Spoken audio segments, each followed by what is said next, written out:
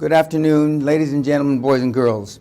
The one thing I'd like to clear up to begin with, any accolades that would relate me to now Saint Teresa are wrong. I am not here to help you get to heaven, if you believe in that. I am not here to help you save the world, if you believe in that. But what I am here to talk about is that the old model of wealth, risk, reward, doesn't exist anymore. And some of you are perfect examples of that. Going to work for British Telecom at the end of 40 years, maybe getting a gold watch, are done. And as I say, they're fucking done. And they've been deed a long fucking time. Now, I'm not here to insult anybody, but I will. I'm not here to hurt anybody's feelings, but I see a lot of fucking snowflakes in the audience. And we'll talk about why the financial model is dead and why we have so many snowflakes now. And I'll explain to you exactly what a snowflake is. But for those of you, I used to ask, all snowflakes, please raise their hand, but I'm not going to do that in this audience. After the Vice Chancellor took my wife and I to dinner last night, and a nice man, he looked like Indiana Jones when he showed up. My driver looked in the rearview mirror and says, there's a guy that looks like Indiana Jones walking up. He was wearing a pristine linen suit with an Indiana Jones hat, except he's only this tall. So I don't know how tall Indiana Jones is, but I think he's taller than this. And he gave me the history, although I expected some Romans to be here. 79 AD, there were Romans here. And we walked around the wall this morning, and although we saw some pretend wannabe Romans, I don't believe we saw any real Romans. And we saw the little kids trying to learn how to be a centurion and fighting with a shield. It made me think of what's happened to those kids that used to fight with a shield, and today? What happened to those kids that used to get in trouble, as my Yorkshire wife would say, and today? Now it's deemed to be not, as they said when I was growing up, he's just being a boy. Now it's deemed to be, it's not politically correct. And I'm here to tell you, and some of you will agree with me, come 2 hours before we start canapes and wine, that political correctness is nothing more than a lack of self-esteem, because you want people to like you. There's probably not a man, woman, or child in this audience that if he had his druthers, you would rather be liked than disliked. For those of you that are familiar with Mr. Bezos of Amazon fame, and for those of you that know anything about his history, his culture, his character, you know, building one of the greatest companies that ever was and ever will be, he doesn't give a fuck what you think of him. If you know anything about Mr. Gates, if you knew anything about the late Steve Jobs, if you knew anything about Henry Ford, and I can go on and on and on, they all had one characteristic. They didn't care what you thought of them. I.e., fast forward 2017. We are now in the era of political correctness. Now, notwithstanding I have a couple of titles, you can just refer to me as that old son of a bitch, that old bastard. I don't give a shit what you call me, because for the first time in your lives, kids, and I call you all kids because I'm either old enough to be your father, or maybe your grandfather, or your grandfather, so that's okay. As was alluded to at the beginning of me getting up here, I am a barrio bad boy. Picture on the right is me standing in front of where my house used to be. And now the Laird of Guthrie Castle. How did I get there? What happened? What the fuck happened? I have been arrested 5 times, all alcohol related. I did flunk out of school 3 times. And I went to a school that you have to explain about. The only thing that my university was known for is it got flattened in the 1991 and 1971 earthquake in Los Angeles County. So how did I get here? Why are you here? Some of you drove a long way. Some of you flew from the continent, as they say.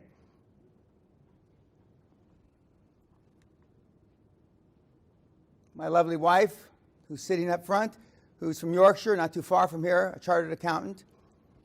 Why does Dan Pena think or know that the system's boost, as she would say? Why do I know that? I know that because, number one, I have been in business 50 years. I've been doing deals 50 years. I've talked to august bodies like yourself for more or less 50 years. I've been privileged to be in business with some of the real brains, some of which I just alluded to, that the world has ever seen. I've been business partners with the UK government, the US government, the Canadian government, the Chilean government, the Kuwaiti government, the Japanese government, the Mexican government, and even the Vatican. And all the stories you hear about the Vatican are all true. They're all true. So how did a barrio bad boy get from the barrio to here? Well, the system was different when I was a kid than you're competing against now. Now, I'm not going to here to tell you that the system is stacked against you, but some of you will think in about 20 or 30 minutes' time that the system is stacked against you. It is stacked against you if you have no emotional bank account. The system is stacked against you if you care what other people think. Now let's just think about this. You were told, growing up, if you came from a regular household, get good grades, stay out of trouble, go to a decent school, get a decent job, work 25, 30, 35, 40 years, retire, should have enough money, maybe buy a house in Tenerife or wherever the place was, right? That's what the fuck you were told. That was a lie. You were also told probably that you can be anything you want in life. That was even a bigger lie. If you went to Eton, if you went to Cambridge, if you went to Oxford, if you went to one of those kind of schools, then it wasn't a lie. Why do parents, when I ask these questions, I don't expect answers. Why do your parents tell you that shite? Because their parents told them the same shite. Now, for at least 20 to maybe 40 years, it hasn't been true. Why did they and their parents perpetuate it? To make you feel good? Maybe. If my father were here, God rest his soul, he would tell you, I'm very proud of Dan, but my son is successful not because of me, but in spite of me. Those of you that have attained any success in life aren't here because of your parents. You're here in spite of them. And if you tell yourself the goddamn truth, you know I'm telling gospel. So why do we live in a dream world? Many of you in this room have lived bubble-wrapped lives. Many of you in this room wouldn't know bad times if it bit you in the bum. And your children look up to you, as they should. And what model do they see? Why do they follow in their dad's and mom's footsteps? Why? Because the generation beforehand did the same. And this is the beginning of the end. It was interesting walking around the wall today. A lot of old gits out there. I felt like a young man. On their Zimmer frames, in their little motorcycle things that they, scooter things with a stick. I felt like something was wrong. I was the only guy without a stick. They tell you that because they don't want to disillusion you. They think, just as you think, have been taught, reading books is taking action. Reading books is not taking action. Taking action is pulling the trigger. I've had kids come to me that have read 700 books and he's not 20 years old yet. What the? 700 books. I'm talking about motivational books, personal development books. Now, I'm going to tell you a little secret that you don't know. Andrew Carnegie wrote Think and Grow Rich. Just about everybody on the planet knows that, right? Back in the early part of the last century, Napoleon Hill wrote it, Andrew Carnegie asked Napoleon Hill to his house in Nob Hill, San Francisco, and said, I've got a project for you, young man. Now, a young man spending a weekend with an old man at his mansion in San Francisco is a completely other story.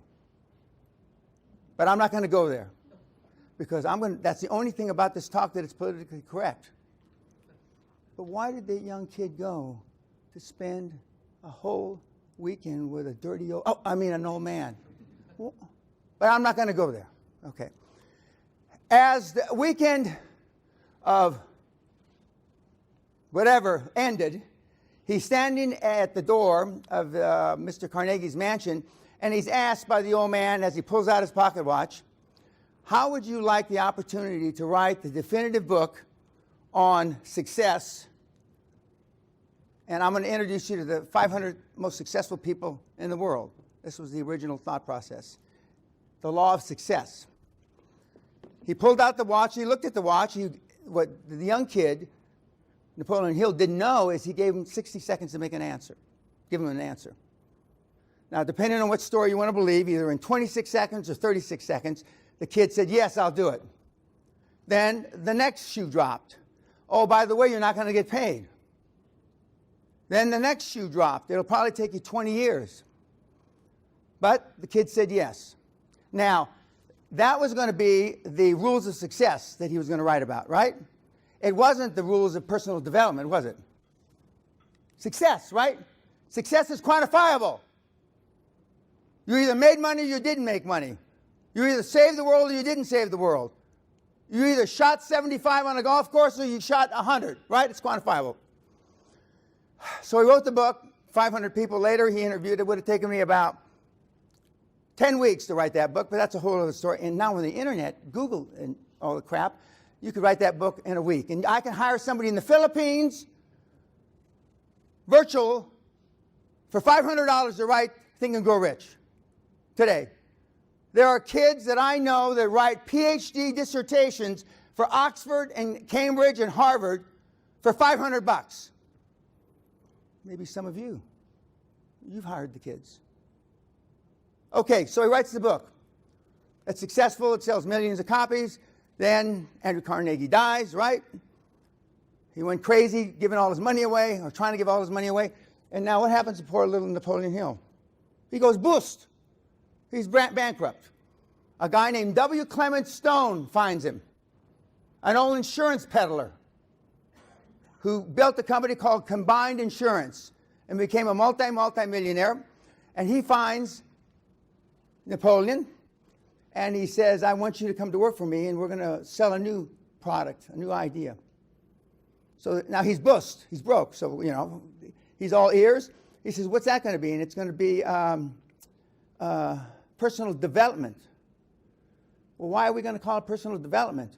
And the old insurance peddler said, because you can't quantify development, and you can quantify success, you fucking idiots. And that's how personal development was born in the early 60s. Because it's an amorphous. You can't get your arms around it. This is all why wealth, risk, reward, not. You can't get a hold of personal development. He could have taken 10 courses, you could have taken 11 courses, and you could have taken 2 courses, and you can't quantify between the 3 of you. And that's just how they want it. That's just how they want it. When I started in this business 24 years ago, Ted Nicholas, a mentee of mine, told me, Dan, the personal development industry is $1 billion. $1 going around to 1 billion people. I'm not going to ask you how many books, how many podcasts, how many blah, blah, blah. I'm not going to ask you that. But you want to know why we are where we are? Because we've had almost 2 full generations of that. Nobody holds you accountable. We've gone from the law of success to I'm okay, you're okay, cha-cha-cha. What the fuck? And you wonder why we accomplish so little. Now remember, the talk's about wealth, risk, reward, not. Because we don't know how to value risk and reward anymore. Some of you aren't old enough to even have had a grandparent that knows how to value it.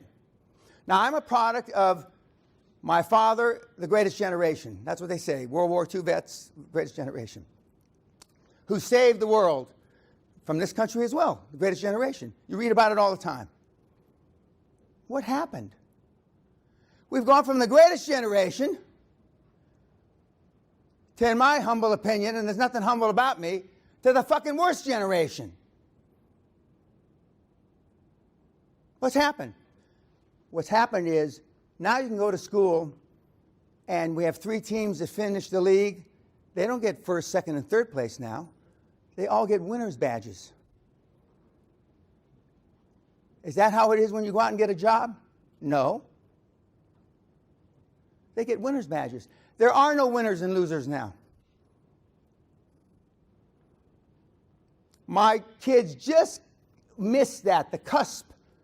My children are all in their 30s. And just when they were going to play soccer, which is what they call it in America, and they were just at the end of their careers and they weren't going to get any ribbons, fuck this. I mean, we're not participating in this anymore. Because I knew how wrong that was. I knew. I see some friendly faces, if you want to call it that. I have mentees in the audience. I'm not going to point them out because I don't want you to mob them. That have been successful, are successful, and plan on being successful if they want anything to do with me the rest of their lives. So what happened to wealth, risk, reward, not? It started a long time ago. When W. Clement Stone, the old insurance peddler, God rest his soul, and I used to sell insurance, door to door. I've seen the sun come up and over a kitchen table trying to sell a $10,000 whole life policy. Most of you in this room, maybe all of you in this room, have never experienced that. One, the sun coming up, sure, on some drunken whatever, but I mean over a table with about a 50th cup of coffee trying to convince Mr. and Mrs. Jones, Ollie and Margaret, that they should buy 10,000 whole life. So I got the commission that Neil was talking about. So why did we go from success, which is quantifiable, where you had to be accountable, to no accountability? What happened? Now, we've seen the Romans come and go, right? We've seen the Greeks come and go. We've seen 5 or 6 or 7 other civilizations come or go. How far in the cycle is humanity now? How far?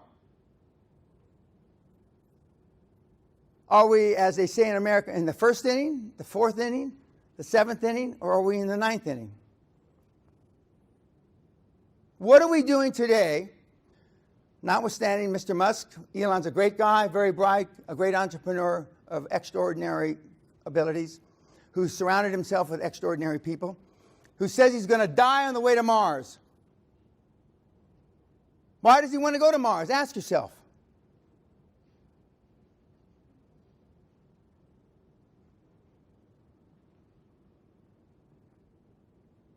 The model's bust. There are certain pockets around the world that still understand, but there are few in academia. Now, I've been asked to speak at a lot of schools. And last year when I had the privilege of speaking at Oxford, I thought it was a mistake.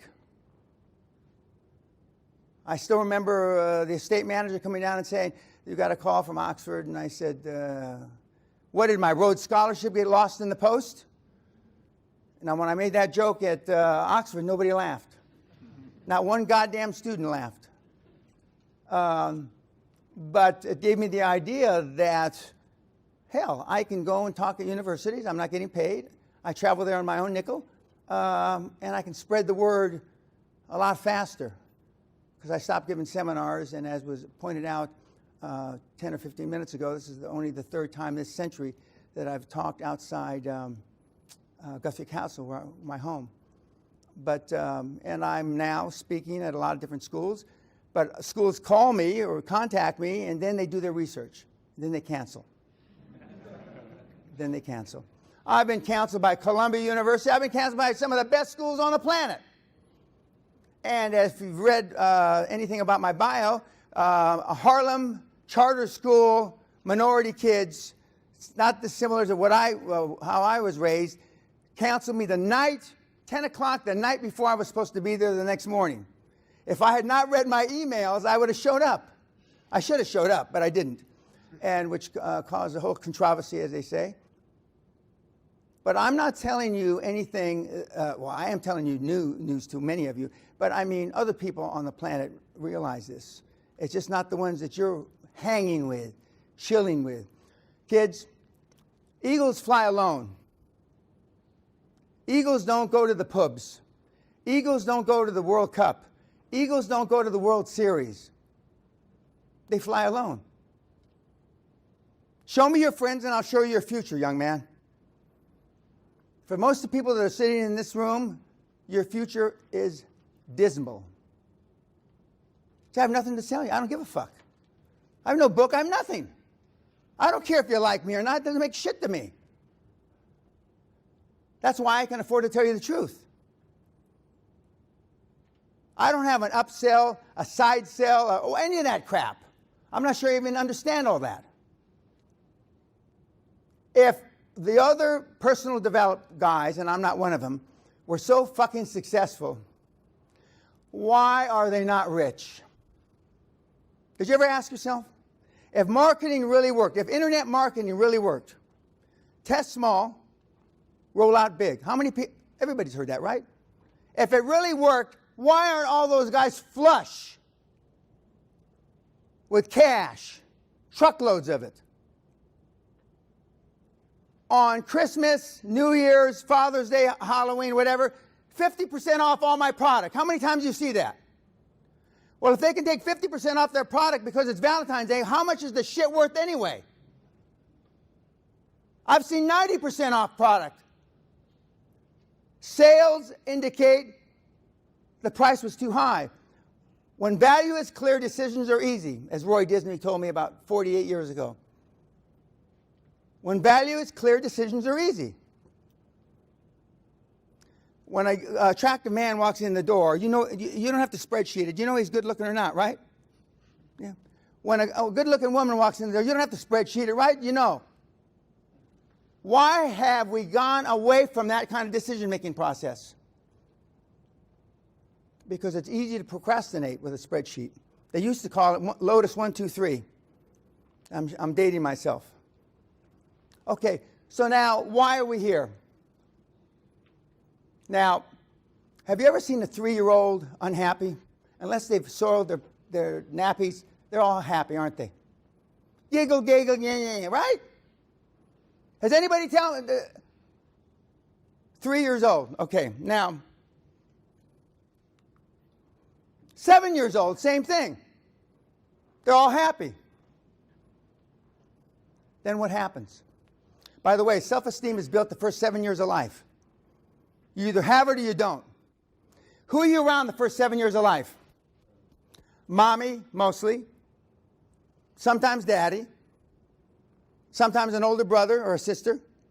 And maybe a grandparent, right? So if you don't have any self-esteem, you know who to blame. So what happens after you're 7?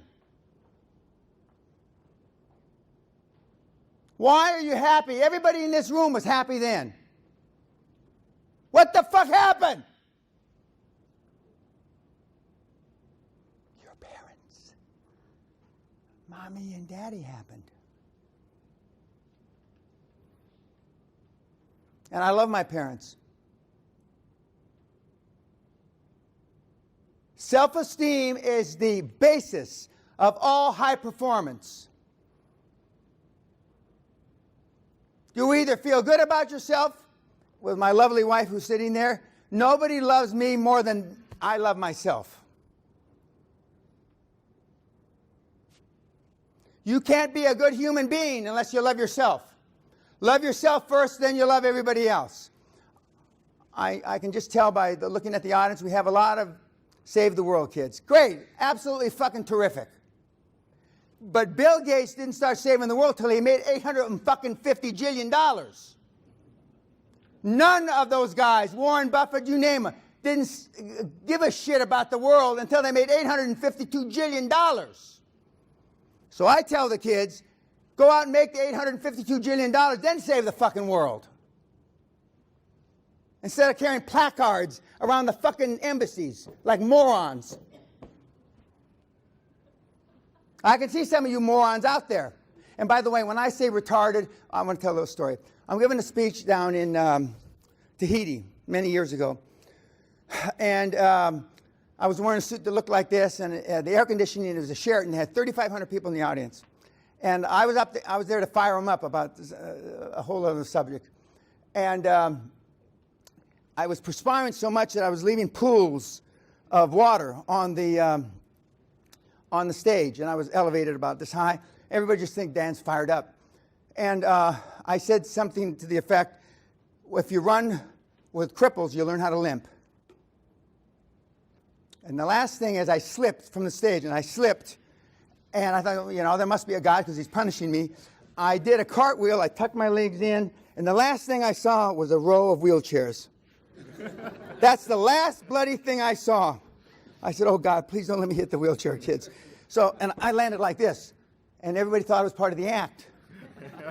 I've done it one time, that was the only time, I'll never do it. And then I went up at the break and I asked for forgiveness to all the wheelchair kids.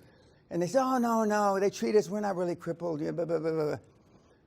You hang around with cripples, you learn how to limp. Show me your friends and I'll show you your future.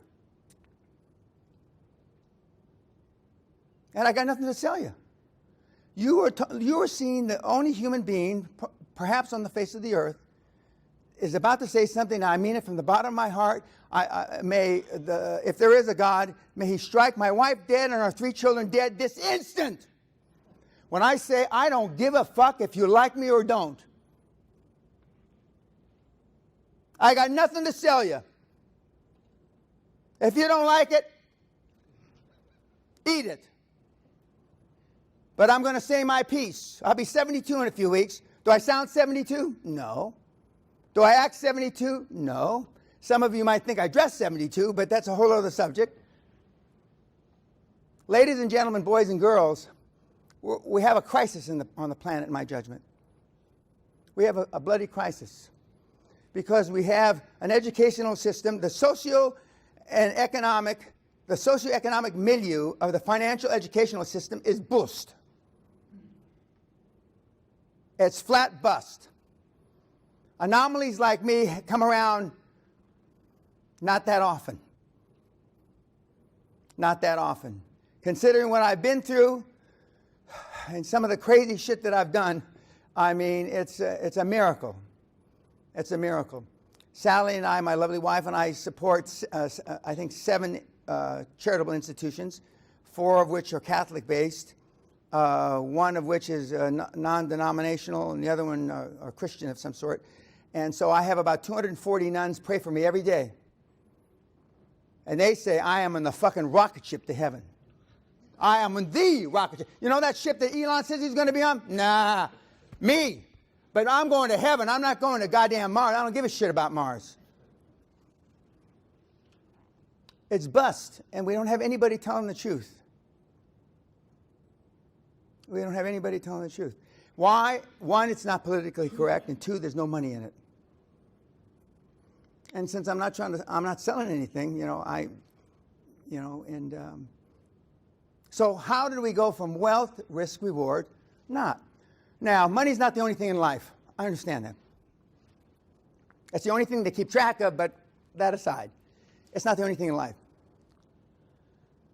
But why aren't there classes, aren't there podcasts, aren't there seminars to show, 1, how to stay like this, or 2, You need to create wealth before you can save the world. There's a lot of formulas to save the world. I have no idea whether any of them are any good or not. I don't. That's not my calling. And I only discovered this calling 24 years ago when I got thrown out of a public company that I founded. The shareholders tossed me out of my derriere. And I tried to teach university 1 year. I found it very unfulfilling. I started my class with 300. It was an honors class. It's where I went to school. You had to compete to write an essay to get in. The first class we had was about a little over 300 in a big auditorium. And we finished the class with 13. So 287 dropped the class. We had about 300 until the last day you could drop a class. There's some regulation, you can drop it and not get a grade or blah, blah, blah. Then we ended up with 13. 13. And this was over 20 years ago. They couldn't take the heat. God only knows what they're like now. As we walked around, Professor Wheeler walked us around campus yesterday afternoon, and I saw the young kids. They look nice enough, and I made the comment. I mean, all these college kids look alike, no matter the various universities I've had the privilege of speaking at. They all look nice. Do you know what the derivative of the word nice is? 13th, 14th century. Come on, all you. Now, if we have any English professors, it said don't raise your hand. But do you know what the derivative of and none of my mentees, do you know what the derivative of the word nice is? Silly. Silly, idiot, retarded. Silly, idiot, retarded. Oh, you look like a nice guy. You got to smack them in the face when they say that to you. And now, 500 years later, oh, he's a nice girl. When my mother used to say, why don't you go out with her? She's a nice girl. I used to jump. Nice girl. I don't want nice girls, Mom. That's the last person I want to go out with when I'm young and single, is a nice person. I want somebody that acts like a whore in church. Does that translate? Yeah, okay. So what happened to us? Wealth, risk, reward, not. Now, when you couple so far what I've said in about 20, 25 minutes, and you try to balance in your own lives, risk-reward ratio. I'm going to do this at what risk? I'm going to do this at what reward? Okay? If saving the trees is your reward, yet you're not bright enough to understand you got to go make $1 trillion, well, let's say you are bright enough. Well, I got to go, I got to somehow come up with some kind of gimmick or scheme or whatever to, save the world. That's going to take time. Okay? So you go to school, you go to a good school, you get a degree. Well, now you can't get a good job with just a regular degree, so you go get a master's, you go get a PhD. Okay, so what you're really doing is you're spreading out the real decision-making process. You're procrastinating in one way, because now they're saying that you don't have to have a degree. And right now, with all the burden the kids carry for the debt from having degrees, in this country it's a little different. But in the United States, for example, I mean, our daughter went to a prestigious graduate school to the tune of 5 quarters was $105,000. Not counting books, room and board, etc. Now, in her particular case, like she said, some people choose to be born to poor parents. I choose to be born to you, Daddy. So that's not something our daughter thought of. But our son wanted to pay for school on his own. If I can't do it on scholarships or my own money, I won't go. So he went to prestigious schools and had to work, etc. And I think working and going to school is a good thing. Just recently, remember, wealth, risk versus reward, not. I just happened to look, I'm eligible to collect Social Security, which is like the government pension after so many years. And I'm at the max. And the longer I wait, I can't get any more than I could when I was 70. So I had him send me all the paperwork. In August of 61, I turned 16 years old, and that's the first time you can work legally and get a Social Security card. I turned 16 on the 10th of August, and the first month, August of 61, I earned $241. Now, if you do the maths, now I don't know why you call it maths here, but if you do the maths, 240, and I got paid $1.05 an hour.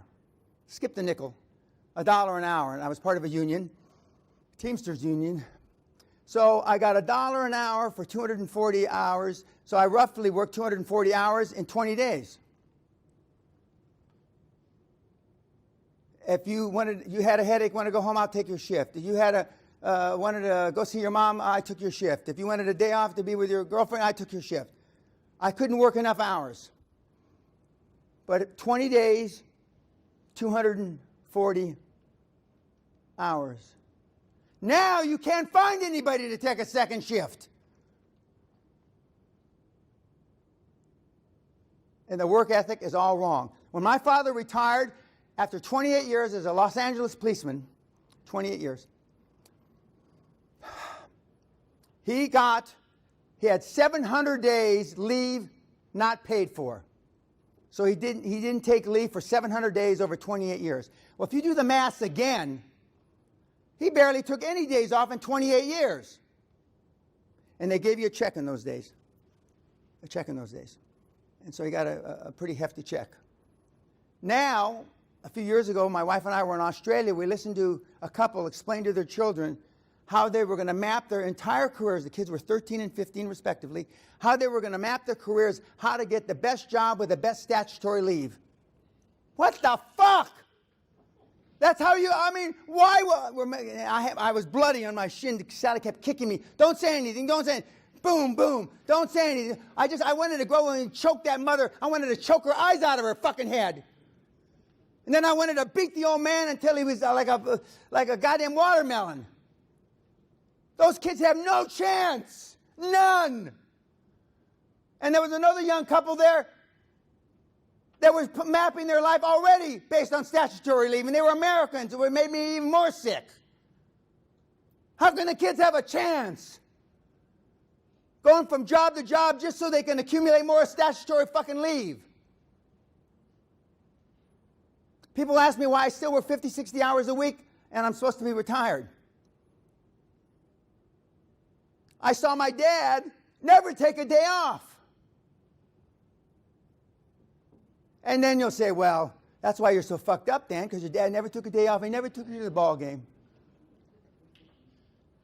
He never took me to the ball game. I can guarantee that. I still remember he got into, when I was about 13 or 14, which I was getting in a lot of trouble, he got into this. He took me to a father-son picnic once, and we're at the picnic, and my dad was an all-American gymnast. Some people say I strive because I was a mediocre athlete, and I'm being kind to myself when I say mediocre, and he was an all-American gymnast. And we went to a park where they were having the junior high school father-son picnic, and there were like rings. There's a sand pit here, and you can chin-up bar and rings and stuff. My dad told me, stand there. And when my dad said stand there, I didn't fucking move, not 1 centimeter. And he walked up to the rings. He took them like this into an iron cross, and he directly went into a reverse iron cross, which means your feet are above your head. He's 41 years old then. And then he did a couple of other fancy things, which I forget the names of. Then he flipped to a dismount, and then all the other fathers disappeared. There wasn't another daddy standing there. When my dad said something, kids sue parents now to get divorced. That's so far beyond my comprehension. I wouldn't even look cross-eyed at my dad. My dad invented tough love in the 50s. But again, he'd say, my son's not successful because of me. My son's successful in spite of me. But if he were sitting here, he'd be 99. He died in his early 90s. He'd say, well, how's your program working out with your kids? That was his retort to everybody when they'd say, Manny, you're too hard on him. Well, how's your program working out? You know? Well, what's your kid done worth of shit? father of 3 children, doesn't live with the women, been in jail. How's your program working out? And now discipline is not considered politically correct. In the early 90s in my seminar, I hit the participants. Hit them. Oh, I could cave your head in like a fucking watermelon. I mean, hit them. I had people come up to me. Dan, I want to leave this seminar remembering you. Please break my jaw. Heathrow Airport, 1999. Boy, I broke more than his fucking jaw. Then you were embarrassed to go to the police to say you got your ass whipped. What the fuck happened?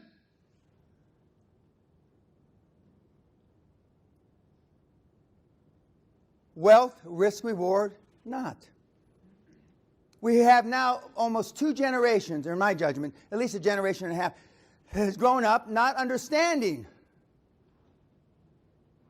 And they have some foggy notion of what wealth is. Again, it's not everything. I was going to be a priest. Can you believe that shit? I used to teach catechism. I taught Bible study as a kid. Fuck, what was I thinking? Anyway, I don't know what I was thinking, but I wanted to be a priest. But in my age, in the early 50s, Catholic altar boy, and I never saw any abuse other than getting beat. I saw that. But the sexual abuse that the Catholic Church has now become famous for, I never saw any of that. But getting a fucking beating, I saw that because I was the recipient of that. And whenever the nuns used to beat me, my dad would beat me when he got home or when he got back to town. Because if the nuns have to beat you, son, you're not taking advantage of the Catholic education. So I'm going to beat you again. Just imagine today, my dad would be he'd be in prison for life.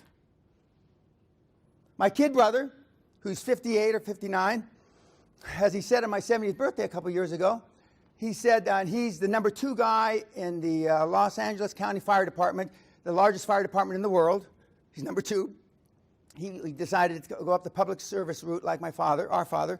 And he said in front of an august body just like yourselves, he said, if my father had beaten me more, I would have been more successful like my big brother Danny. And he believes it with all his heart. Now, I'm not suggesting you go home and beat your kids. So don't give me that shit. I don't want to hear that emails. But I do suggest, and when Dan said suggest, wake up, moron, suggest you go home and take a look at the discipline or the lack thereof you have with your children. But if they're past this age, you don't have a chance. Forget about it. Because self-esteem is built the first 7 years. Now, how did my parents get so, remember, wealth, risk, reward, not. How did my parents get so smart? Serendipity. In 1946, my mother was reading Reader's Digest, which is like a abbreviated format of a much larger book, about this book. And it was called Dr. Benjamin Spock, How to Raise Kids. And why did he write it in 1946? Because from 1945, everybody was coming back from the war, we were having a lot of kids. So this definitive book, up until the time he died in 1998, had sold more copies than any other book other than the Bible. And my mother saw the Reader's Digest, and she raised me according to this. So I had, on the one hand, my mom. On the other hand, and by the way, one of the precepts of this book is you never tell your children no. Well, anyway, I didn't get anything. Buy the book. Anyway, and my dad, who never said yes.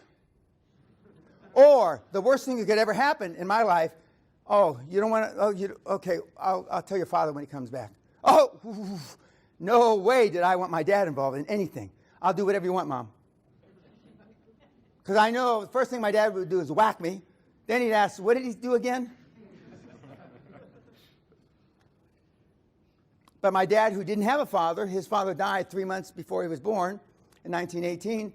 My dad raised me like the Second World War and the Korean War. He raised me like the military. That's why when I went off to the military during the height of the Vietnam War, and people were all complaining, I said, shit, you should have lived at my house. This is nothing.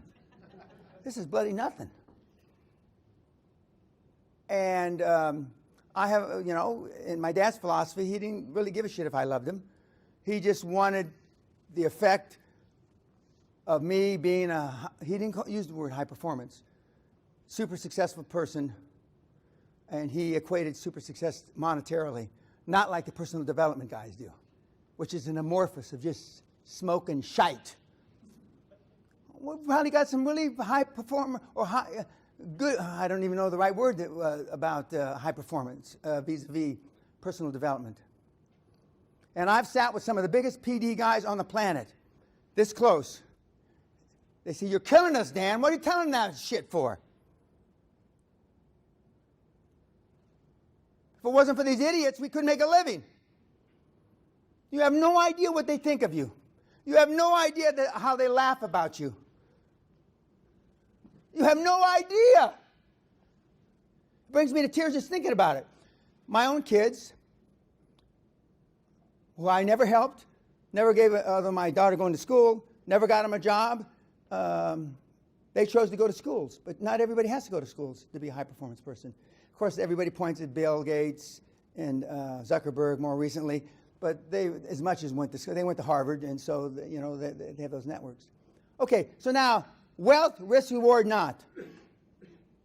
We don't know how to evaluate true risk reward. Everybody in everybody's family in this room has got an idiot uncle or cousin or somebody that lost his ass in some investment. Everybody in this room. And that resonates.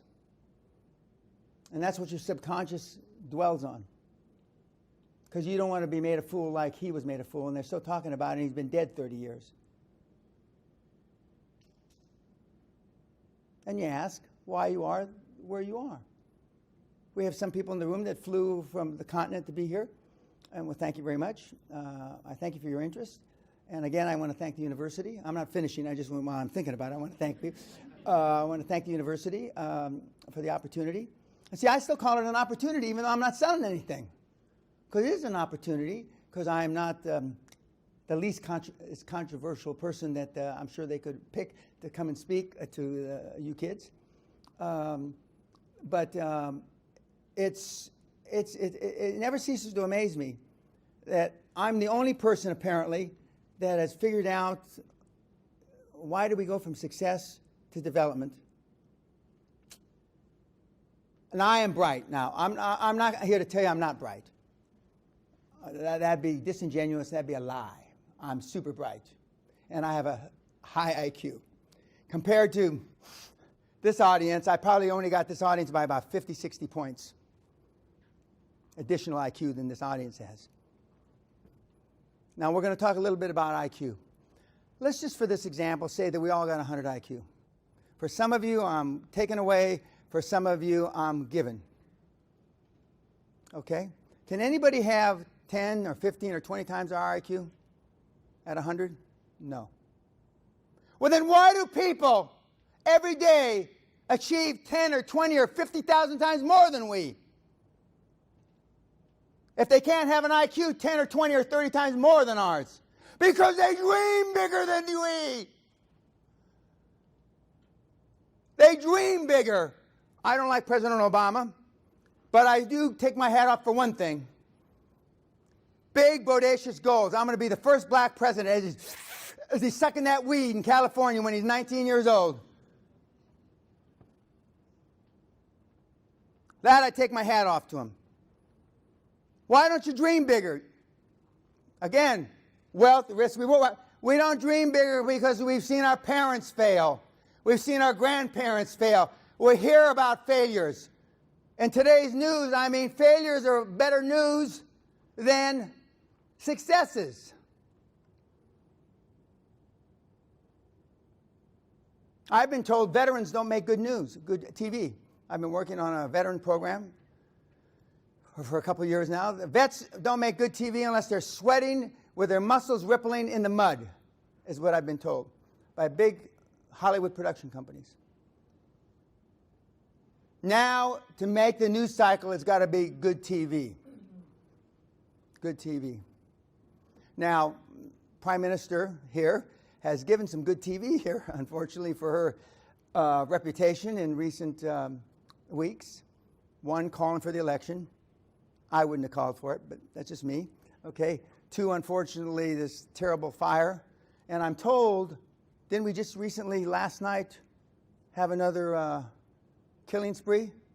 I didn't even hear about that. I was preparing for this.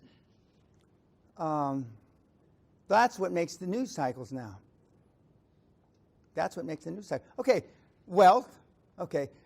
Another reason that you are where you are is because many people define wealth different ways. For those of you, we're just going to call you the tree huggers over here, and we're going to call you the money grubbers over here, just for the example, okay? Since I see a few of my money grubbers in this side of the audience. Okay, tree huggers have a different definition. The money grubbers is pretty definite, finite. Don't you think it's easier to accomplish a finite goal than an amorphous? Amorphous just means smoke. It is. It is. And I've been at this high-performance individual for 50 years. In fact, my 50th anniversary was June 1. When the first high-performance act I ever accomplished was I graduated from OCS. I became an officer. And gentlemen, by the act of the United States fucking Congress, said, you forevermore, you barrio bad boy, you bum who tried to kill your teacher in the 6th grade, you're an officer and a gentleman. And my life's never been the same. Now, if I had killed that teacher when I was in grammar school, I wouldn't be standing up here. Allah was with me that day. I dropped a fish aquarium about this size on a teacher. You would call it from the first floor, from the second floor window. And he moved. I had to scratch his ass. I don't know what he did. He moved about 4 or 5 inches, and I hit him in the shoulder, broke his collarbone, but didn't hit him in the head, as they say in Scotland. But if I had hit him in the head, my whole life would have been different. So somebody up there likes me. I'm the luckiest son of a bitch that ever walked the face of the earth. I'd really rather be the luckiest son of a bitch that ever walked the face of the earth, because I'd rather be lucky than smart. Some of you in this audience would rather be smart than lucky, because you're just kids. You don't know what the fuck that means, and you're just talking rubbish, as my wife would say. If you ever have a choice, if somebody comes down and says, would you rather be lucky or smart, don't even hesitate. Lucky, lucky, lucky, please. But your parents have raised you, and your grandparents raised them. You would rather be smart.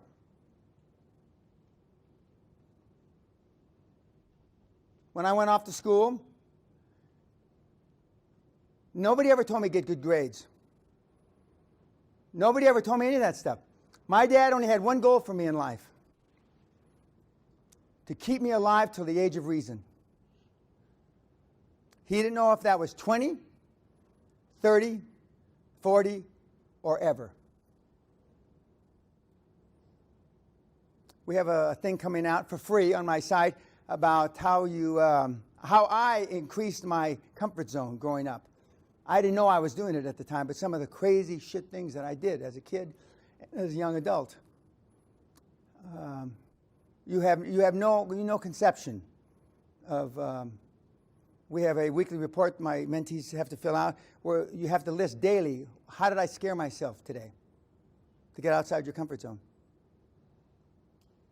And they're just weenie shit. Like, we had a guy go in New York on 54th and Madison, lay naked in the middle of the street, naked, 54th and Madison. For those of you who have ever been to New York, it's a busy street. Guess what? He didn't even get arrested. It's New York City. They run naked all the time. I had another kid going to a Starbucks in Chicago wearing a nappy, a diaper. No, they asked him to leave, but he didn't get arrested. Now, what the hell's wrong with? How can you walk around? Something's wrong. Don't you see it? They got a guy that plays a guitar who runs around naked. I forget I forget what street it is. A cowboy he wears a little skinny briefs, and he's been there 15 years. I've walked by them 20 times myself. You just block it out. You don't even see it anymore. If I were to judge the people in this audience by the last week of your life up to today, the people that you talked to, Skyped, texted, Facebooked, all those ways that you can contact people, how would I rate you? Like Machiavelli, a ruler's rated by the people he surrounds himself with? Morons? Would you be proud of the people that you dealt with the last week? Or would you be ashamed? We got a lot of shame looks, as my wife would say, I don't like to tell you kids, but there's a lot of shame out there. I've had kids come to me, women, and I slag women off enough, but this is a special slag. Talk to their mothers 15 times a day on the phone. 15 fucking times a day. And mom's not sick, nothing wrong with her. The daughter's sick, big time. How can you possibly do anything positive 15 times on the phone with your mom? And I only have 3 regrets. Speaking of mom, 1, I'm a combat-trained military officer who's never seen combat. 2, the night before my mother died, I yelled at her, God damn it, you're not fucking sick, you're not fucking sick, you're going to be well by tomorrow. She's dead in the night. And 3, I didn't set my goals high enough. Those are my regrets. And if I didn't set my goals high enough, the men in the audience, their eggs should be sucked up into their stomach cavity. I don't know what the equivalent thereof for women, but you know what I mean. Nothing I can do, but I've tried to, well, anyway, I won't tell you about my mercenary days, but anyway, can't do anything about my mom, but I sure as hell can do something about the goals, and that's why I continue to pound and beat the kids, metaphorically now, because I'm in the regret minimization. Remember, it's wealth, risk, reward, not. I'm in the regret minimization business. I'm trying to limit your regrets, you old git, from 20, 30 years from now. Now, I'm a hell of a world-class eulogy speaker. When you die, you tell your wife, she's still alive, get Dan to say my eulogy for me. So I normally go to the hospital while they're gasping for air, and I say, well, what do you want me to say about you? Do you want me to lie? What do you want? Tell me. And they say, and not one single one to date has ever said that they regret missing their daughter's Sweet 16. Missing their son's football, this. Every single one of them, 100%, have all said, I regret not taking this risk. I regret not taking that risk. I regret not going into business with you 25 years ago, Dan. They regret the things they didn't do. More specifically, they regret the risks they didn't take. Again, wealth, risk, reward, not. It's the not because of all these things I've alluded to. Some specifically. And I see it getting worse and worse. I'd like to be an optimist here, but I can't be. Because I'd be a lying fucking personal development slime ball if I was told you things are getting better. They're getting worse! I mean, the state of the world today, as compared to when I started giving high-performance coaching in 1993, is infinitely worse off. In those days, we had 3 to 5 to 6% of the kids were snowflakes. Now we got 90%.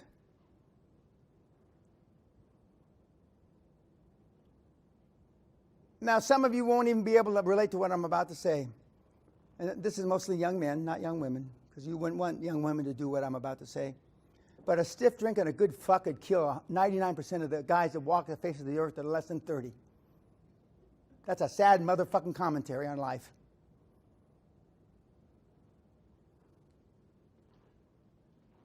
You want a man sleeping next to you, or you want to... I rest my case on that. Although it's one of my favorite topics, I'll rest my case on that. Now, I'm not going to ask you how many books you've read, because I don't want to embarrass you. But I know people that have read more than the 700 books at 19, 20. I have not read, I should be ashamed of this, but I'm not. I have not read 700 books in my entire life. And when I say I don't read, I've read the classics. I've read Shakespeare. I've read the goddamn Bible. But I sure shit haven't read the books that you guys read.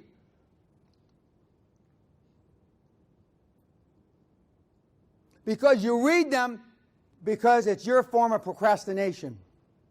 Because you've been told by somebody wrongfully that reading is taking action. There's a high-performance guy out there right now, which I'm not going to use his name, that supposedly reads 2 books a day or 2 books an hour or some shit, I don't know. And so now a bunch of you monkeys are trying to do the same thing.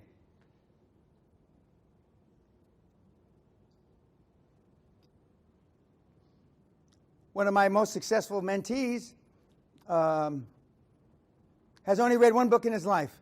Some people say he can't read or write, but I don't care if he can. He's read my book 15, 20 times. And it's not for sale, so please, please don't ask me. It's not for sale. Why did I stop selling it many years ago? Because somebody showed, what's the name, the thing is you can put on a bogus internet and oh, I didn't know torrent existed. Somebody showed me my book on torrent. That wasn't bad enough. Then somebody showed me my book, my real book, for sale for $9,950 on eBay. $9,950. I said, that's it. I mean, let that guy reprint the goddamn book. I mean, I stopped selling the book. Torrent, that's right. That was a real revelation to me. I didn't know stuff like that existed. But now I put everything on my site for free. Last several years. Why do I put it on for free? To take the last fucking excuse from you, you weenie, why you can't do it. It's all for free, snowflake. You know what they say now? Again, wealth, risk, reward. Now, I don't know where to start, Mr. Benjamin. Where do I start? Jesus Christ, I don't know. You got thousands of pages. What do I do? What you ought to do, no, metaphorically, what you ought to do is swallow a fucking revolver, snowflake. Where do I start? What do I do? And by the way, I'm not faking it. We get calls like that. But I mean, it's like water off a duck's back now. I've heard it so many times. I don't give a shit. Let them go fucking jump in I used to say jump in a river, but I mean, whatever, you know what I mean. Okay, wealth, risk, reward, not. So you were raised the way you were raised, who were raised the one, blah, blah, blah, okay. And you don't understand the really risk reward. You don't understand. And some of you define reward as one thing. Some of you in this room, hopefully, their risk is your reward. Hopefully. I have no documentation to back that up. But hope springs eternal, and even I can hope when I know it's not going to come true. Now, one of the other things, again, wealth, risk, reward, not. When I was growing up, about the same time I dropped the thing on the teacher, I believed in Santa Claus, the Tooth Fairy, and that kind of stuff until I was 11 years old, or more or less. I got in a lot of fights about that. But in grammar school, I was the biggest kid on not campus, on the schoolyard. And then everybody caught up with me when we went into junior high school and high school. So my family, my mother allowed me to believe in Peter Pan and stuff like that. I was old. Now you can't tell the kids the truth quick enough, can you? You got to take the fucking dream away from them, don't you? You got to fuck up their life forever, don't you? Just like they fucked your life up, don't you? You can't fucking stand to see them happy like this. You fucking retards. It's unbelievable. Look what the fuck happened to you. God almighty, it makes me cry. Look it. Now look at you miserable fucking shitbags. And for those of you that mothers, I blame you the most. I've got a whole graphic, metaphorically explicit talk about this in mothers and having babies, but I'm not going to, we're an institution of higher learning here, so I'm not going to go through that. But just imagine the worst fucking things about not having kids, and then go about 100 times worse than that, and that's my talk. You're bringing the kids in this world for all the wrong fucking reasons. You get married for all the wrong fucking reasons. You stay married for all the wrong fucking reasons. Holy shit. I'm on fire. There's a little weenie kid who's got something entrepreneurs on fire. Give me a fucking break. With the greatest respect, Captain Dumas. He's a vet. But I mean, I am on fire. Because I still want to know that I can drag some of you across the fucking goal line. My goal, as I told Professor Wheeler last night, if I change one of your lives, I will consider coming down here, the expense, the go back, worth it. Just one. I taught for a year at university. I had one kid that I made a difference to. Because you're so steeped to stay within your comfort zone because you're feared. You're afraid of life. Just like your parents were afraid, etc., etc., etc. I tell the Scots, what the fuck ever happened to Braveheart? Where the fuck did he go? What happened to Willie Wallace, who was only this tall, and his sword was this tall, who was a lying, cheating thief, rapist, murderer? But now you talk about him, I mean, him, Moses, but what happened to the Scots? Now they all run around with their tail between their legs. I can say the same thing about here. Gunboat diplomacy was invented by the Brits. They ruled 2/3 of the fucking world by not asking permission for a goddamn thing. If you didn't like it, they blew the shit out of you. They give you a broadside with all their cannons. Right? Right. What the hell happened to Britain? Political correctness happened. Now they wouldn't say shit if it was in their mouth. Actually, shocking, that's bloody shocking. Fuck. What happened? You once had it. I tease my wife about this. She says, we at least had 2/3 of the world, Dan. Right? Right. Yes. Okay. But you don't anymore. You don't anymore. Winston Churchill, one of my idols, said it better than I can, but I mean, we're island people. We're choking on our own blood. We will never surrender. We will never give up. What the fuck happened to those people? That was only 70 years ago. You once had it. You once had it. I tell the Filipinos, we lived in Asia 12 years. The Filipino people once had it. A lot of the people around the world once had it.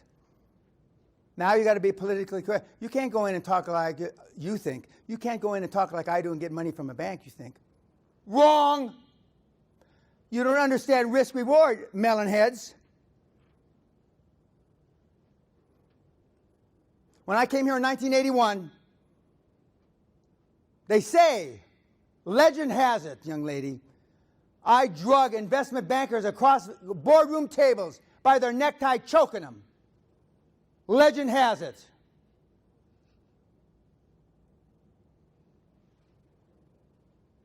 What do you think?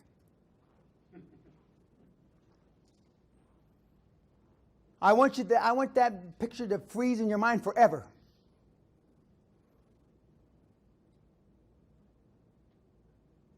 And now, when you go home and look at yourself, sorry state that you're in. I've had mothers, daughters, grandfathers, 3 generations that I've worked with. The granddaughter looks at the mother looks at the father, and the mother will say, we fuck up our kids. And the grandfather will say, the best, not the best, but the most used response by my dad's generation, the grandparent that I'm talking about, we did the best we could, or we didn't know any better. You've used that.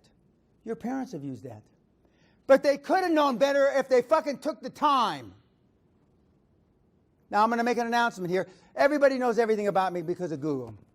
I am now going to announce I wipe my ass with my right hand, which is the only thing that's not on Google. I say it again. I wipe my ass with my right hand. Now you know everything there is to know about me.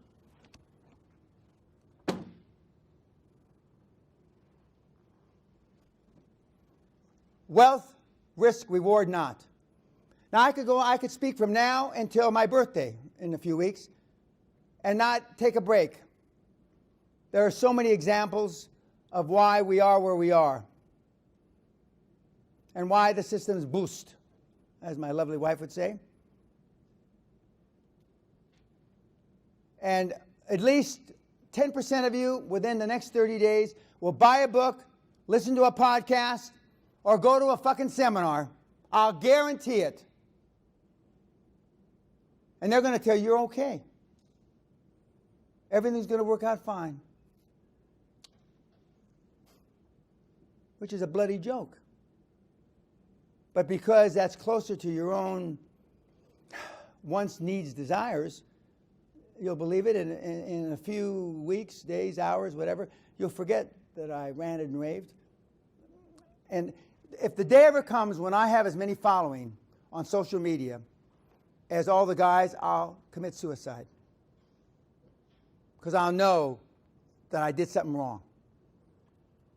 I have the lowest following. Well, I don't know about, I got 50 or 60,000 on Facebook. I don't know if that's low, but I've got the lowest following on Twitter and what's the other one? Facebook, Twitter, what's the other one? LinkedIn. Maybe not. Then all the guys do. Some of the guys I've alluded to, not by name but by reputation, have hundreds of thousands, if not millions. I have 10 or 11,000 people on Twitter. I have 45 or 50,000 on Facebook. And I have, on LinkedIn, I've got, I don't know, 8 or 9,000. But because what I am selling, if anything, is to be all you can be. From the time you wake up, and yes, I'm like this when I first wake up in the morning, and I'm like this when I go to sleep. I'm like this all the time. All the time. I'm on fire. I'm high on life, as Dave Asprey will, and I was biohacking before Dave was born. I was running 100-mile fucking marathons more than 40 years ago. Back in my day, in the early 70s, you were a man if you ran 100 miles and pissed blood, because your body breaks down and you urinate blood when you put your body into that, under that kind of stress. And now there's a whole industry called biohacking. I thought it was a joke. Sally said, we're at this. She says, Dan, you do all this stuff. I mean, people making money off this shit. But do you think biohacking is going to save your fucking lives? I got a bridge in Brooklyn I can sell you. You're way beyond biohacking. As Brian Cuole-Rose would say, Dan's doing God's work, and you're beyond God. For most people in this room, nothing can ever help you. You're beyond it. You're past it. You've given up on life. And what's even more sad and pathetic, as my Irish partners would say, you've given up on your kids. For those of you that have kids that are roughly this age, you know what they look like. And for you people that have kids that are many years older than that, you knew what. Look back at your picture albums when they were happy, before you fucked them up. It doesn't matter if you're black, blue, yellow. It doesn't. This crosses across all ethnic groups. Wealth, risk, reward not. It's a sad commentary. It is. And to date, I believe I'm the only person talking about it. And people would ask me, would you talk about this if you were still selling shit? And I said, yeah. I went from the most expensive product on the internet to zero. I used to sell DVDs like this for $3,000. It cost me a nickel to produce. And people bought them. I could never figure it out. Why do people buy them? Do you realize that over 70% of the product that's purchased on the internet vis-a-vis personal development is never used? Never. 70%. 40% is never opened. They never do the link to, it's never opened. Then why do you buy it? Because you're retarded. And I'm not taking anything away from the people that really are retarded. We're going to destroy as a human race quicker than the Greeks, quicker than the Romans. We are accelerating towards that end geometrically. Let me just say something about you save the world, guys. Remember, wealth is the first car that was ever produced in the world was an electric car in about 1840, 1850. Electric car. Do you think if we really wanted electric fucking cars, we couldn't do something about it since 1840? Now think about this, morons. Do you think that we could have done something in the last 177 years? The same age as this university about. The first car was electric. Why haven't we made more progress till Elon put his foot up the ass of the motor industry? Why? Because we don't want it. Now, I'm here to tell you, I have no evidence. I'm here to tell you we already have a cure for cancer. I'm here to tell you that we can make distilled water into petroleum. That one I am a little closer to the truth. I'm here to tell you most of the things that the farmers are searching for have already been solved.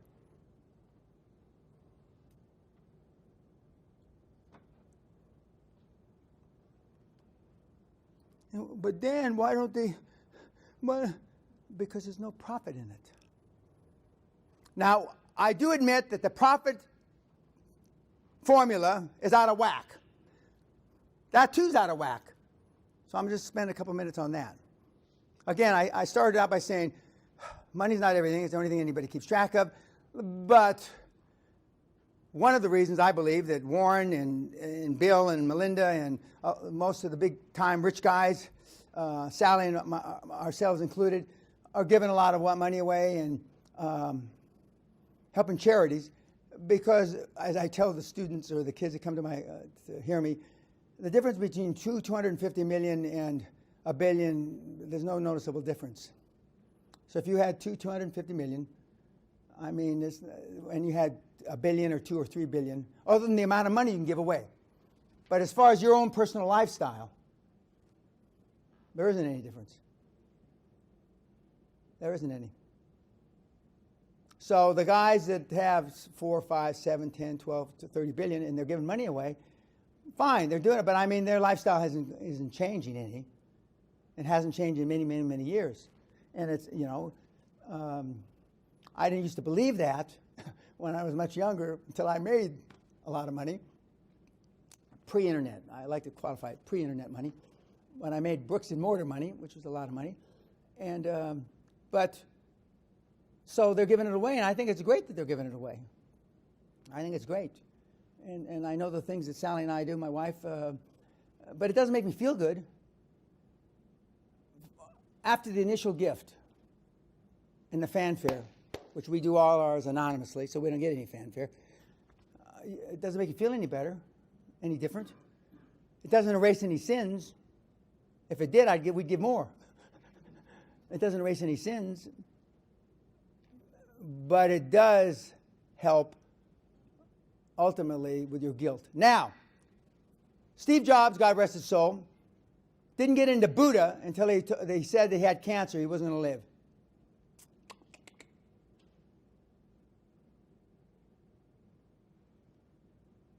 Before that, I don't know if he was an agnostic or an atheist, but anyway, he was one of those. And then he became, a Buddhist, I guess. Our nun friends were here. Sister Superior would say, it doesn't matter how you've come to the right realization, Danny. The only thing that's important is that you've come to the realization. That's a load of shit as far as I'm concerned. That's a mumbo jumbo. That's like Descartes saying, tabula rasa, we're going to start with a clean slate.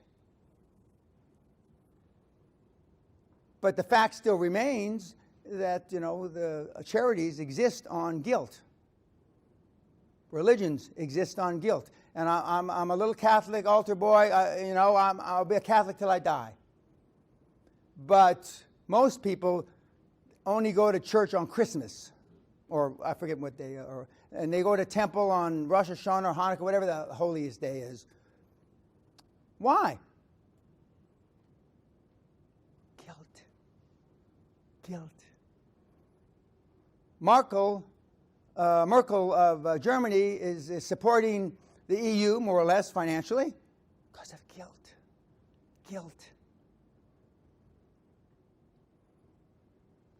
The world evolves around a lot of guilt.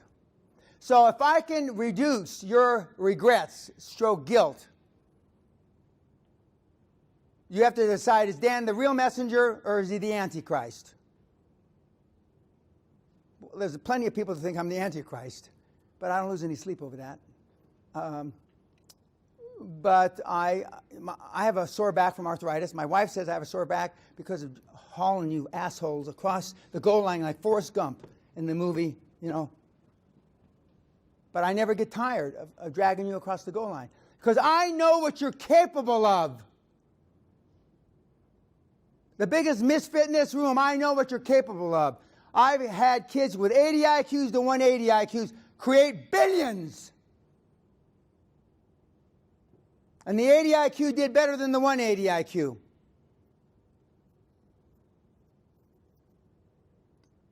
Again, wealth, risk, reward, not. Why am I the only person that talks, other than I'm gauche, crass, whatever you want to call me, why am I the only guy out there or gal that talks about money? Because I'm the only son of a bitch that's created any with you dipshits. Just like you, lady. Just like you, ma'am. Just like you. I've drug your sorry asses across the goal line to create tens, hundreds of billions.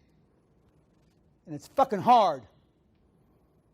And I'd never choose this profession again. Never.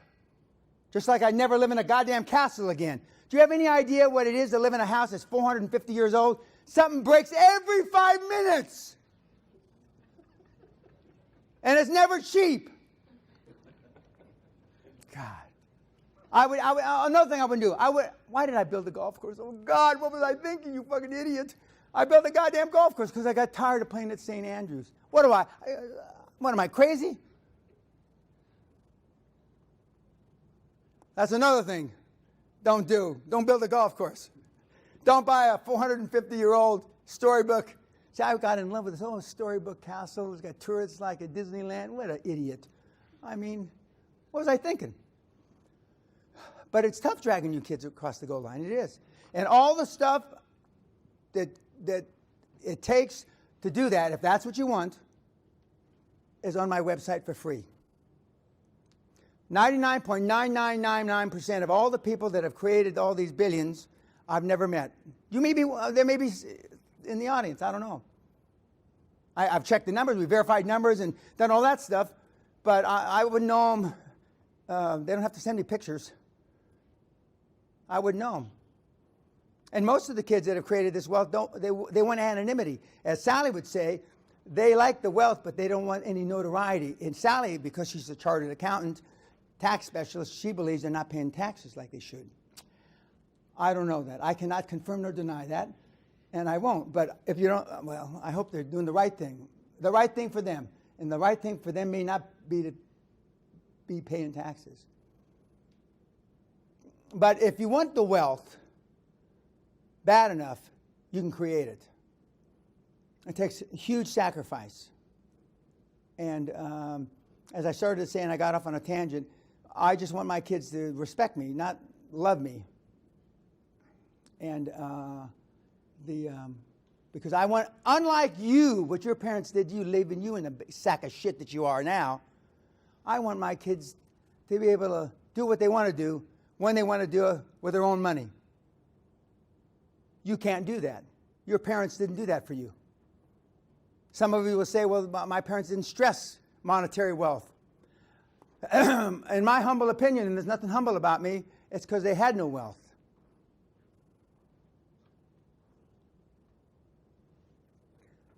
The market to make this kind of sacrifice is 1/10 of 1/100th of a percent. 740,000 people of the 7.4 billion on the planet can make that kind of sacrifice, is my experience. That eliminates a lot of people. Most. For example, I'll be 72 in a few weeks. I still work 50, 60 hours a week. I don't even consider it work. Because the other thing is, just like you're married to the wrong person, you had kids with the wrong person, the job you have, you're there for the wrong reasons. 87%, Gallup poll came up with a deal in 2015, worldwide, 87% of the people on the planet don't like what they do, don't like who they are. 87%!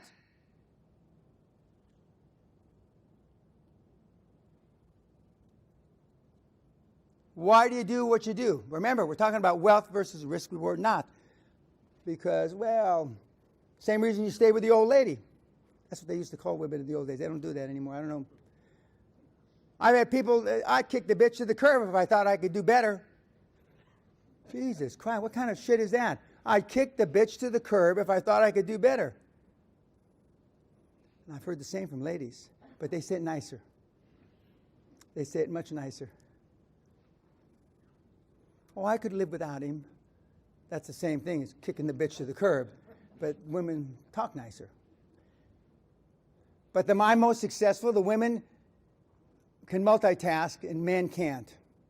Like, if men had babies, we'd only have a population of about 3 million people on the planet. If men had babies. Men gets, women know, a man gets a cold, he's got pneumonia, you know. He can't do anything. Women are the tougher sex.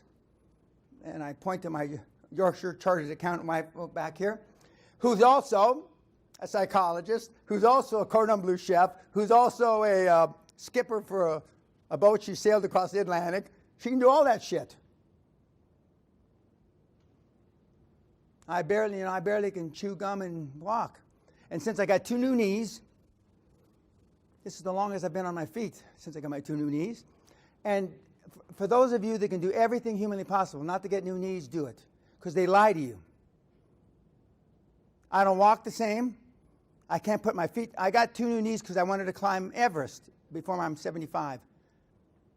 Unless Allah does something for me, I'm never going to be able to climb Everest because I can't, my knees don't work the same. Because real knees go this way and this way. Artificial knees only go this way. I'm 3/8 of an inch taller though, with new knees, which I'm already tall. I didn't need that. You know, that, artificial hip, shoulders, collarbone. I have no bicep. I mean, they're running out of parts. They could take my heart because I have nothing pumping to it. I mean, other than ice water. How many in the audience, by show of hand, have children? Poor bastards. God, I mean, Jesus Christ. Well, anyway, we'll just skip that next section then. Okay, now remember, wealth, risk, reward, not. Now, there was a book written in the late 60s called I'm Okay, You're Okay by a psychiatrist named Stein, S-T-E-I-N. Please don't read it. Okay? And it basically said, this was the beginning of the end, in my judgment. Whatever you do is okay, and whatever I do is okay. You piss on my foot, and I piss on yours. Everybody's humbaya. Well, where I come from, if you pissed on somebody's foot, you got hit with a brick. If you were lucky. If you weren't lucky, you got stabbed in the chest or shot in the head. But now everybody's that way. I'm okay, you're okay. Cha-cha-cha. We've gone from gunboat diplomacy 200-300 years ago to now, people would rather have feces in their mouth before they'd say it. And the educational system is adapted to that. And although my daughter was born in Britain and my two sons started their education here in Britain, we went to the United States and to formalize their education. And but it's all over. It's in Europe. The only place that it's not is in Russia. That's not the only place, but the only place that's got a lot of people is in Russia. Russia, and I'm not promoting this as a plus. I'm just telling you, Russia still knows how to take care of business in that regard, this PC crap. When somebody gets kidnapped in Russia, what happens? The Russian Gestapo, secret police, whatever they're called, go in, they kill all the kidnappers, and unfortunately they kill normally a lot of the poor kids that got kidnapped. But you see a lot less of that in Russia because they know how the Russian government is going to deal with it.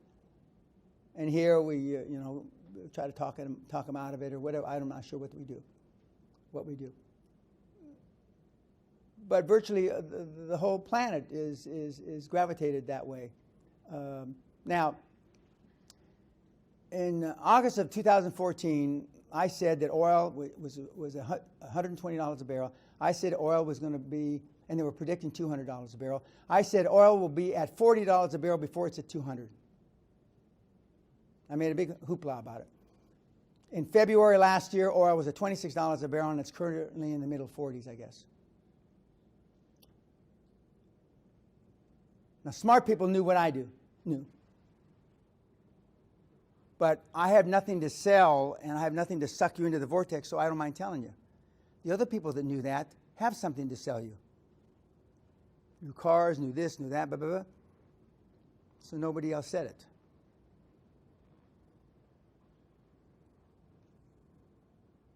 Do you realize that for about the last 4 million years, the planet Earth, we're 13.7 billion years old, supposedly, and Homo sapien, or some form of us, have been walking around a couple 100,000 years.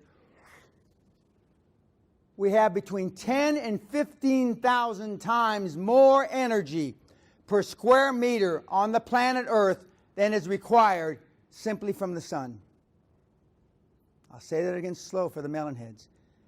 We have between 10 and 15,000 times more energy than is required by us per square meter that naturally comes from the sun. Now, how long have we known that, Mr. Pena? Oh, about 100 years, more or less. Well, how come? I don't understand, Mr. Pena. If everybody knows that shit, Jesus Christ.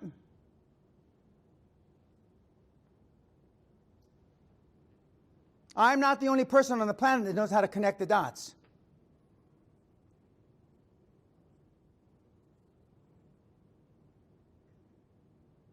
I'm not the only person on the planet that knows that personal development is an amorphous of bullshit.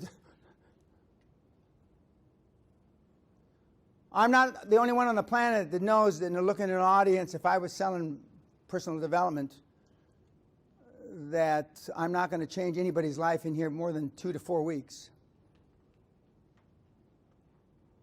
Then why do they do it to you? Profit motive. And that's where I have a problem with wealth, risk, reward, not. I think making money off fools is a sin. That's where I cross the line. And there's not many lines in my life, believe me, but that is one of them. I think it's like beating up on people in wheelchairs. I'm also against that. I'm also, if you're, they don't call it, what do they call it? They don't call it disabled, disadvantaged. Now when you're fat, you're not fat, you're weight disadvantaged. What the fuck? You're not short now you're height disadvantaged. What the? Who came up with all this shit? When we were recently, hey, Lord ass, come here. You're not supposed to say that. Oh. Hey, Four Eyes, come out. You're not supposed to say, What the hell can you say? But we're so sensitive now, and I have my glasses in my pocket because I wear glasses. We're so sensitive now that we can't talk that way. Doesn't mean that they don't have a lard ass, does it? Doesn't mean that they don't wear glasses, does it? So I look at it where I came from, we're being disingenuous. It's like calling you handsome. You know, what the fuck? What a goddamn lie is that? One of my Harvard mentees, billionaire guy, double Harvard degrees, he says, Dan says what we only dare to think. It's not that you've never thought this stuff, is it? Or you are, then you are retarded. No, you've thought a lot of the stuff that I've said, you've thought. Maybe you didn't know that the first electric car was back 1840, 1845. But now that I've told you, why don't we have a lot more electric cars? The only reason we have more now is because Elon Musk put his foot up the ass of the auto industry. And there is not a conspiracy for the bright and the rich against you. There isn't. Although it would be easier because you're pretty stupid. The truth is, and the thing that I think is sinful, is that not more people are talking about it. I used to teach at B schools, and one of the first things that we're still wealth. How many classes have you had in selling a business? I used to ask the students. These are MBA students. Nobody raised their hand. How many classes have you had on buying a business? Nobody raised their hand. How many classes have you had on leadership? Nobody raised their hand. And then I used to turn to the dean of the School of Business, and you call this a learning or a higher education business university? The three basics of business: buying, selling, and leading, and you haven't taken one fucking class in them? Only recently, in the last 4 or 5 years, have the B schools in Ivy League schools started a class on selling and buying. And they're taught by a CPA, which is like a chartered accountant, who's never bought or sold a business. Yet the descriptions, you know, on the book, when you get people to endorse your book, everybody endorses everybody's book, and then you endorse my book back and forth. They've got all these accolades from these guys saying what a great book it is, but the son of a bitch has never bought or sold a goddamn business. Now, to me, that's disingenuous. To me, that's taking advantage of the system and its flaws. So I'm up here running around the world on my own nickel, telling people because it's not right. And I don't care if you live or die tonight. Just don't do it on my estate. You know? It's wrong. There's a flaw. The system is fucked up. The socioeconomic milieu of the financial educational system has been boosted for many, many, many, many years. And I thank the university here for giving me the opportunity. And they more or less knew what I was going to talk about. Not exactly, but more or less.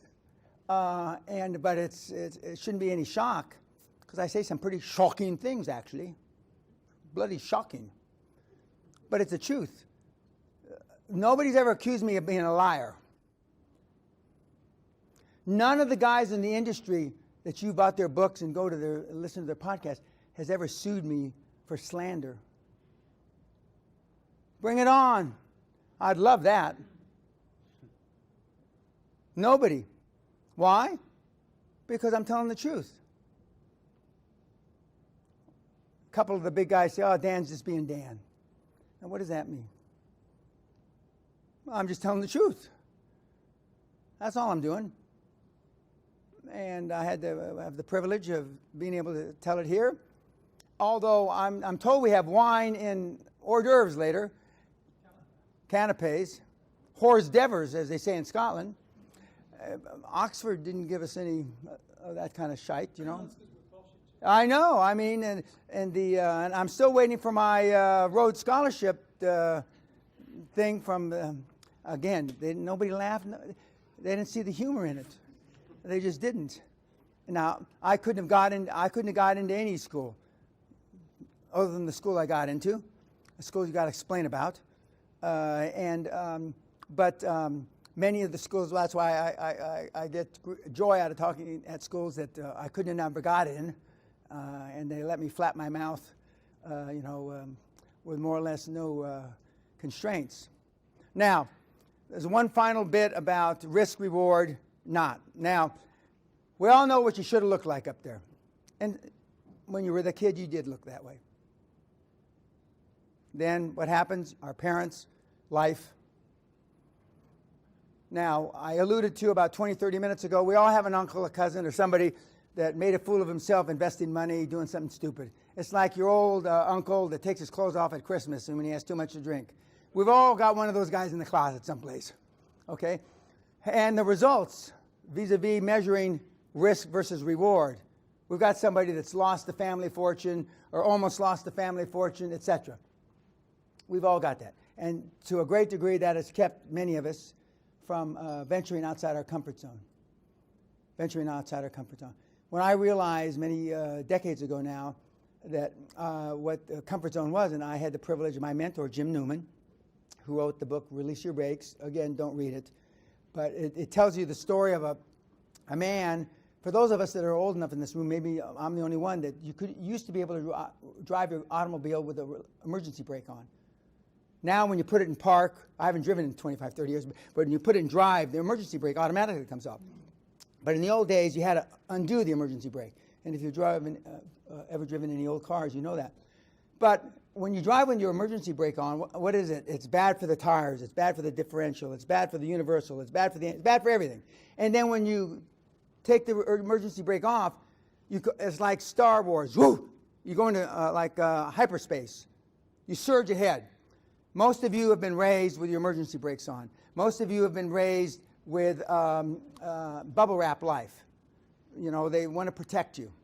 And unfortunately, protecting you, I use the example, how many of us had a bicycle with trainer wheels on it growing up? Trainer wheels, you know, little side wheels. When you take the trainer wheels off, what happens? You fall over on your melon head, and your mommy and daddy come, oh, poor baby, and they put the trainer wheels back on. Well, you've still got your trainer wheels on. You've still got your trainer wheels on. On top of it, you got bubble wrap around you. I had a snowflake producer. He was interviewing me about the TV show that they were talking to me about doing. A young Englishman. That's why I bring up the exam. Oxbridge, Etonian, in his early 30s. And he said, actually, Mr. Penna, it's hard for me to grasp how the shock value you have in your seminars. I said, really? Really? And he says, how do we evoke this kind of response out of these kids? And I said, well, with the greatest respect, they're your age. Well, how do you? And then so I looked around the room, and the other everybody's got an assistant executive, there's 7 or 8 people in the room. And then I jumped up from my chair, and I grabbed him by his collar and started screaming at him, spitting on his face. He started crying. I said, just like that, snowflake. They decided not to do my show, actually, but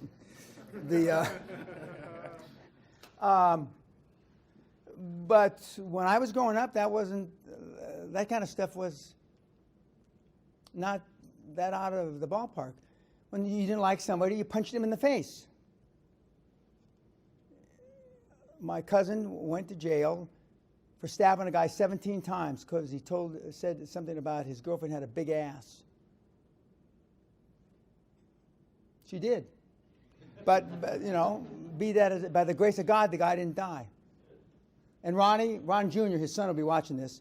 I'm using this as a positive example, and it turned his life around. But now, if I hope is a stretch, they could spit on your wife, and you wouldn't do a goddamn thing. They could say your wife's a filthy slut whore, and you don't do a goddamn thing. What the fuck happened? And your wife will pull you by the arm. Oh, honey, we don't want any trouble. Get away, bitch. And now fucking hit him with a brick. And you're hoping that she pulls you a little harder so you don't have to show like you had a pair. What the fuck happened? Is every man in fucking Britain a meaty mouthed weenie? Almost all. There's a few of us. Disgraceful, actually. Shocking. Oh, shocking. Are we going to do anything about it? No. Now, I happen to know Donald Trump in another lifetime, and I don't agree with everything he said or says, or will say, for that matter. But I was one of the first to publicly endorse him. And I said he was going to fucking rock the world. Because he doesn't give a shit if he's a second-term president. And him being elected in America and Brexit and all these other things that have happened, we're fed up. We're fed up with politicians being lying bastards. We're fed up. There was a movie called Network in the early 70s. We're fed up and we're not going to take it anymore. Jesus Christ, look at what has to happen, though, for us to get fed up.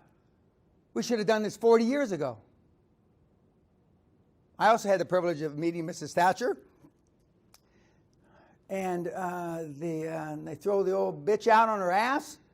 I never met Churchill. I'm old, but not that old. And guys, gals, I mean, the world's fucked up.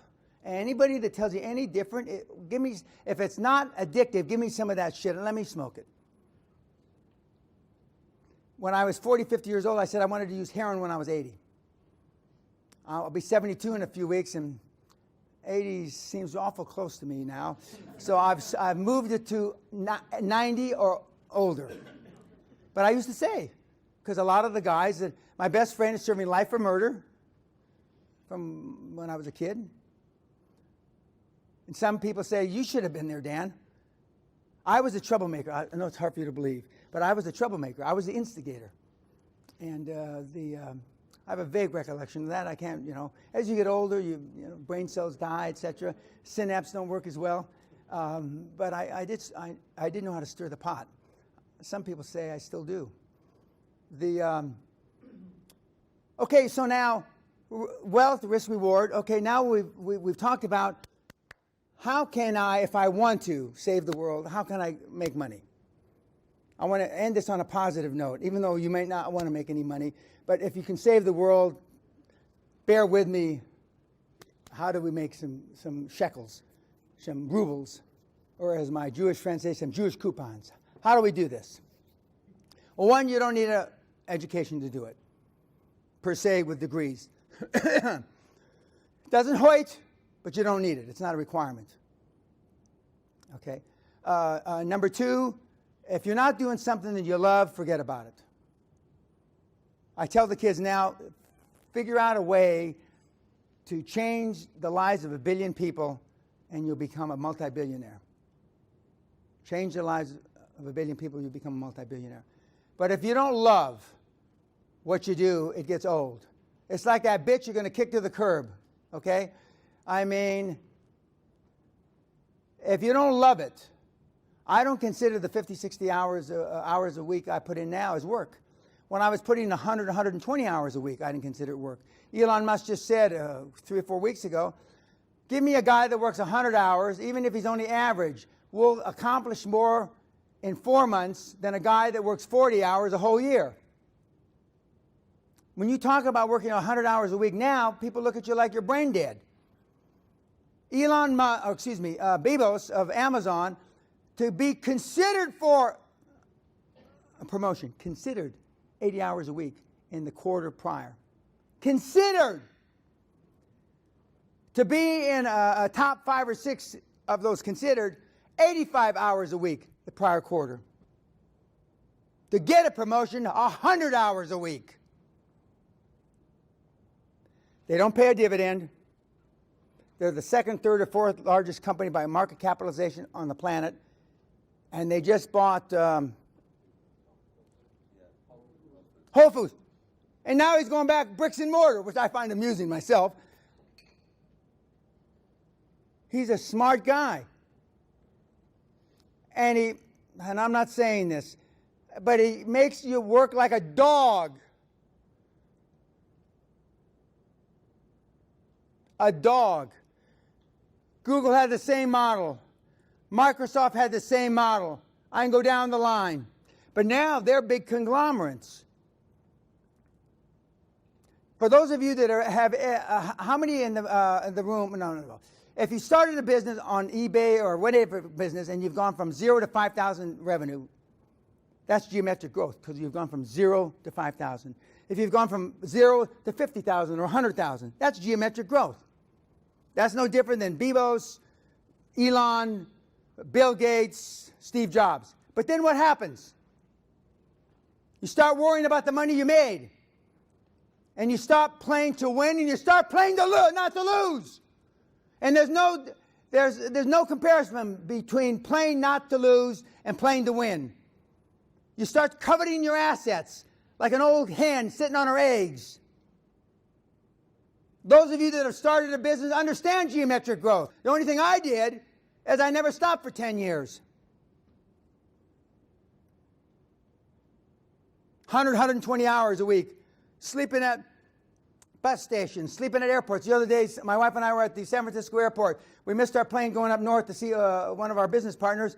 And so Sally is going wherever you look to find hotels. And I said, well, I just sleep here at the airport. And if you knew my wife, but no, we're not sleeping in the airport. So anyway, we found a hotel, right? And then they closed the fucking bar on us.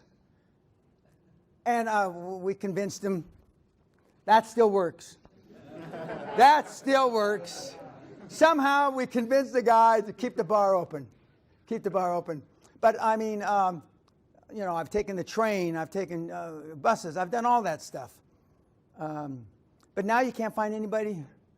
They're more interested in what their benefits are going to be, as I alluded to about 45 minutes ago. But if you don't love what you do, guys, and if your kids or grandkids aren't finding jobs that they love what they do, they're stuffed. I still love this. I never do it again, though. I never start over again. But now I've got momentum, the flywheel effect. I've created way in excess of 50 billion with meatheads just like you. And there's a sense of gratification that I can't describe to you. A meathead like you. Can you imagine? It's hard to believe. Just look at this guy. I mean, just like him. From 13 to 77 is my demographics. 13 to 77. 80 IQ to 180 IQ. Black, green, purple, you name it. We got them. By the way, I started bragging because we did our not genealogy, what do you call it? DNA, what's it called? DNA. I'm 6.6% black. Not Ethiopian black, we all are. I'm a brother, 6.6%. And people started writing me, hey, you're my nigga. Gee, that sounds good. Now, if he had said that before, I would have punched him in the face. But I mean, and my aunt, God rest her soul, she was 98, and we go visit her. We went to visit her every 2 or 3 years. Why were you visiting me? Because you're 95, 98. Oh, and then when I told her, she said, Dan, at 98, I don't need to find out I'm black. She says to me, Aunt Stella, yeah, don't worry. And then she died, not because of the black, but they started planning her 100th birthday. Why did you tell her about the 100th birthday? I'm telling my cousin. And then she dies. She looked healthy as you guys for sure. And then she died. But as Sally would say, she knew my mom, my dad. Somehow they've deluded themselves into I'm an angel. Two things I've never been called, angel or a liar. But the nuns think I'm an angel, so maybe they're right. Maybe they're right. Okay, so now how do you make money? You need to love something, so it's not work. You got to be able to put in long, long hours and not consider it work. And you've got to make a lot of sacrifices. You can't be going to your Sweet 16, whatever. You can't be going to, that's just, there's not time for that. There's not time. If Elon Musk and all these guys and myself, we all slept in our office the first 10 years of our businesses. Slept in the office. You know, success leaves clues, kids. And they're all tough as nails. Some of you will say they're ruthless. I would have to tend to agree with some of the guys are ruthless. Some people have said, I started the same Dell Corporation started. If I had been in the computer business, I would have been the first trillionaire on the planet.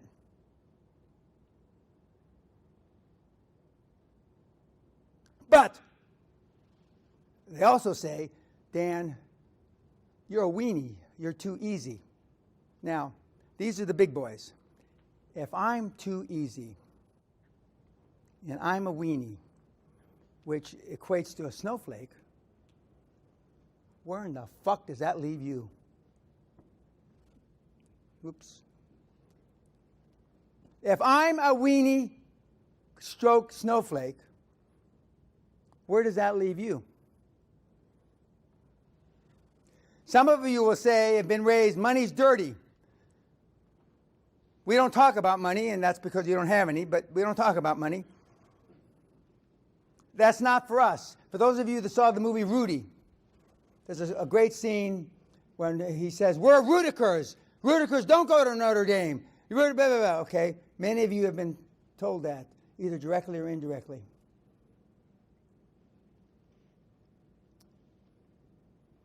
It's interesting, Sally had an uncle die a couple of years ago, and we went to the funeral. And Sally and I argue about who came up was poor.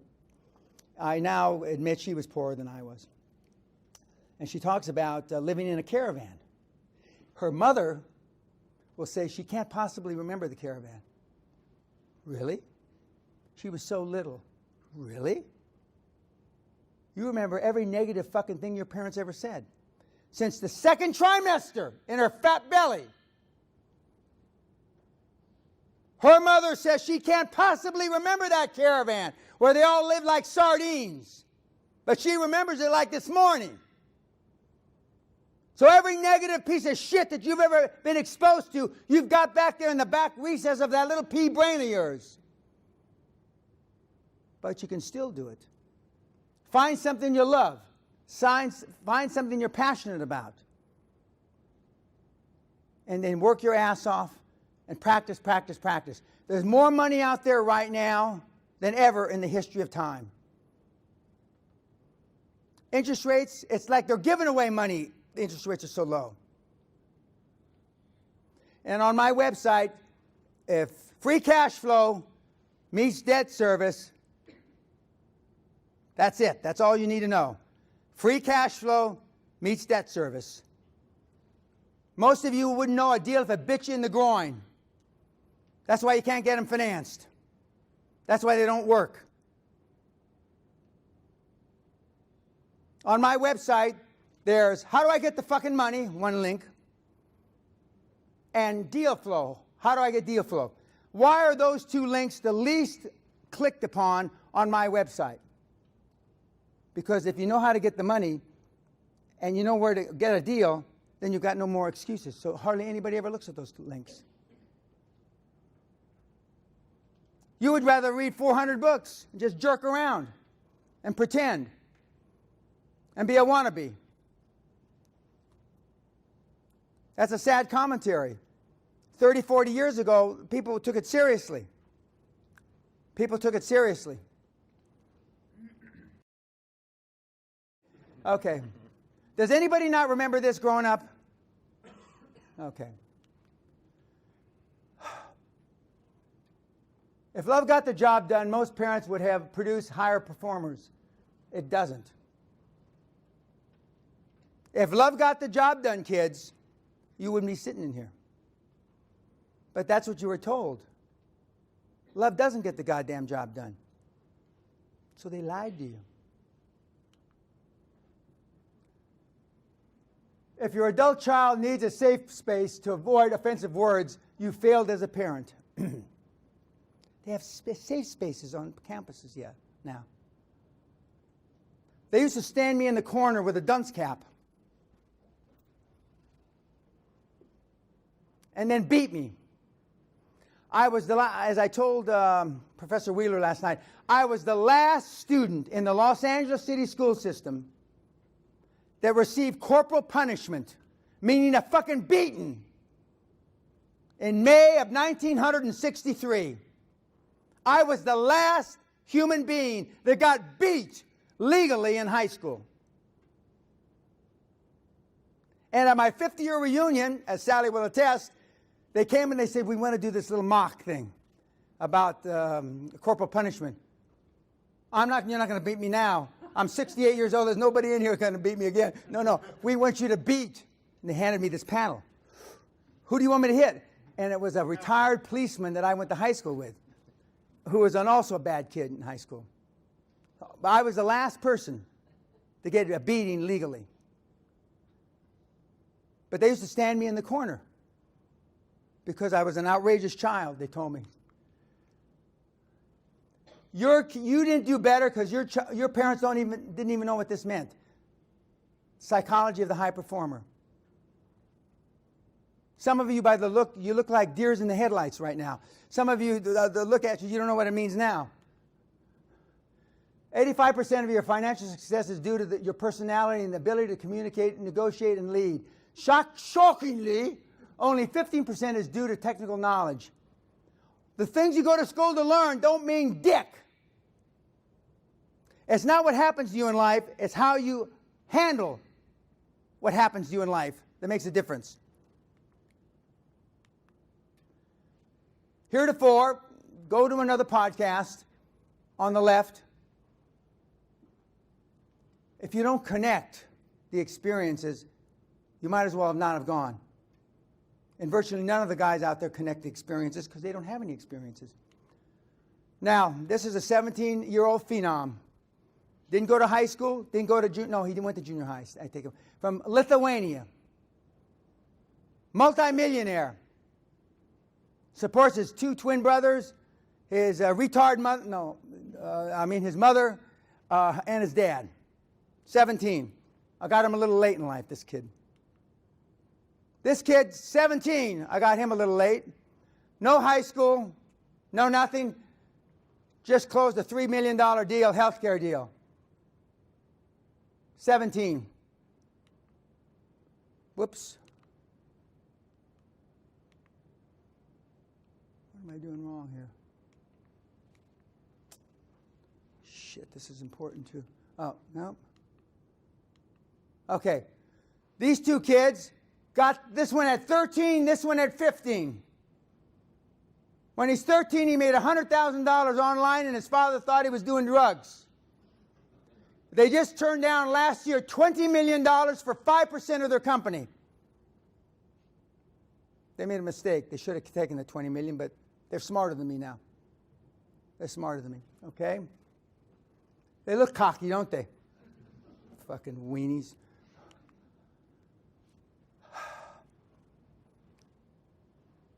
The week he graduated from Oxford, he came to me. Make a long story short, he left, he went in and did what I told him. He made $400 million at 20. This is you. You hang out with monkeys, your life becomes a circus. Kind of looks like some of you, actually. The first method of estimating the intelligence of a ruler is to look at the men he has around him.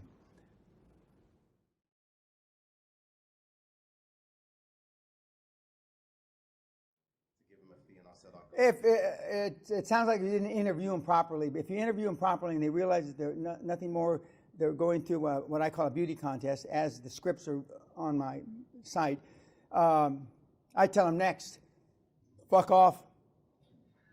I wouldn't fuck with them. All right, bro, but because I do have 5 banks. Okay, well then tell them fuck off. Okay. All right, good. Okay. Well, remember, cash flow needs to cover debt service. If there is no cash flow, or if the margins are too thin, I like 20 to 40% margins. Why do I like 20 to 40% gross margins? Because none of us can manage well. As long as I've been doing this, I'm still not a great manager.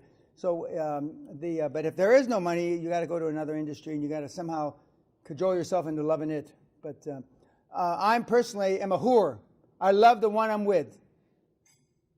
I've been like that since I'm a young boy.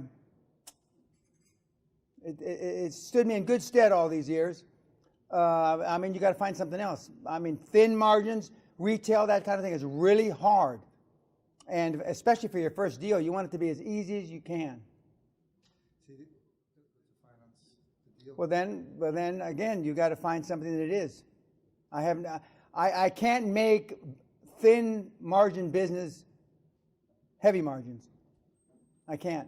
So I mean, you got to initially start with something else. How do you find these people? What do you look for? Well, I mean, I've never found anybody like me, but you want somebody that is. You can give a smart person a task, and he'll figure out how to do it. Really, truly gifted, smart people you don't have to manage. They manage themselves. And so you want people high energy, enthusiastic, and believe in you. You can teach it the rest. With great difficulty, but it is possible. You have to take in the corruption factor, whether it's 5% or we just did a deal in Asia, alternative energy deal where corruption was as high as 50% in one of the countries. And you have to factor that in. Some banks will factor it in and work with you, and some won't. And sometimes you'll say that you'll just walk away from that country. It's a personal moral issue. But if you can't finance it, then you got to walk away. I mean, as long as everybody in the deal understands it, because remember, this is not your money. This is OPM, other people's money, and other people. So if you can finance the deal, and everybody's aware that the king, what you call it, gets 20% of the deal off the top or whatever, and everybody's aware of that. But what you can't do is where corruption is part of the deal and you try to keep it a secret. If everybody understands it, that's fine. But it has to be, because up until 2002 or 4, I mean, Germany, you could pay bribes and just count it as an expense. You can't anymore. So it has to be above. That has to be above board. You cannot lie to your financial institution that's financing the deal. Everybody has to be on the same playing field. Warren Buffett and I have one thing in common. We both took the preliminary Dale Carnegie selling program. He took it in, I took it in 70 something, and he took it in 60 something. Okay, but now the kids tell me, my mentees tell me, that the Wolf of Wall Street course is pretty good. But I haven't taken it, so I can't tell you that. But I mean, sales is a numbers game. And when you were selling me, or when I was selling you, the first 15 or 20 no's were like water off a duck's back. And I used to have a 94.6% close ratio when I sold property. 94.6. You were either bought or died. And I saw many, and I had a similar closing ratio when I sold insurance. But it's about setting expectations. I had a sales manager named Kelly Norwood, who was a defrocked lawyer from Bolt Hall, which is Berkeley, California, University of California, Berkeley. And he said, and I still remember this, he was an old guy from Tennessee, he says, "Pina, young boy like you ought to close every motherfucker that walks through the door." 100%. I didn't know any better. And I closed 94.6, and I sick to my stomach about the little ones that wiggled off the hook. And I trained many a sales staff the same way. But that same story, and it's not a source of truth. If your expectations, but most of us set low expectations. Why? Because your parents set low expectations, and their parents set low expectations. You set high expectations, assuming you got a good product, and you sell from the front. I used to be the first guy in the door and the last guy to leave. Monday through Sunday. The first in the door and the last to leave. When our two children were selling in between undergraduate and graduate school, I told them this be the first in and the last out, and make 300 cold calls and you do great. And they both led the nation. 2 different deals. They both led the nation in 2 different deals. And that's not going with your mates. You're not windsurfing. You're not this. You're not blah. High expectations is what sales is all about. It's about leverage. What's heavily based on leverage? Yeah, it's about, leverage of other people, other people's money. Yeah. No, you don't have to have any knowledge. So we can generally. A monkey like you can do it. All right, thank you. I can't begin to tell you all the books and all, it's just a waste of fucking time. You're just procrastinating because you're afraid. You're afraid. Okay, go ahead. Where do you get your advice from? Get my who from? Advice. Fight? Advice. Your. I don't get any advice. No. My mentors are all dead. Deed. My 3 mentors, actually had 5, but they're all deed. No. No, I'm the Valhalla of knowledge now. I don't, and this sounds awful and braggadocious. It's meant to be. I don't give a fuck what your opinion is. I don't give a fuck who your boss's opinion is. I don't give a fuck what Allah thinks. When you've been around as long as I have and done 1,000 deals, I stopped counting at 1,000. There's not one set of circumstances known to man that can occur that I haven't experienced. And I happen to be extremely knowledgeable about the internet, I'm ashamed to say. You can't find an old git that knows more about the fucking net than me. In fact, you can't hardly find a young git. I failed at 22 deals last year. Do I look like it? Did I lose any sleep over it? The only way you can fail is you stop swinging at the plate. You can't hit it for 6, kids, unless you're on the pitch. Let's get this right. On the pitch. On the crease, yeah. On the pitch, on the crease, swinging the bat. I never stop swinging. Never, no matter what happens. Never. And it's who you surround yourself with. I don't have any friends. I see the couple I have, I see at a funeral or that's it. You fly alone. You have to learn how to be lonely. You have to be comfortable being uncomfortable. Love what you do. 90% more or less like what they do. 10% are just transaction junkies like I am. They're whores. They love the one they're with. They used to say about me when I was a young man, if you want a red dress, Penny will stand under a red light. If you want a green dress, Penny will stand under a green light. I just like to do deals, but it gets easier. It's easier in the beginning if you like what you do because it gets old. It's like an old tart. Excuse me, ladies. You can't stand to look at her pretty soon. They get coyote ugly. You want to eat your fucking arm off, afraid she's going to wake up in the middle of, forget about it. It's easier finding something that you like to do. It just is. See, if I equate it to a bad relationship, see, most of you are in bad relationships, and you don't know how to get out, or you know how to get out, but you don't have the balls to get out. Or you don't have the nipples to get out, whatever you want to call it. I don't give a shit what you call it. And because you know what a bad relationship is like? It's shit, isn't it? God Almighty, not again by him. Wow, it's the same it's the same model. It's life. It's the life model. My second mother at dinner a couple of months ago, she's 95, told me about her husband.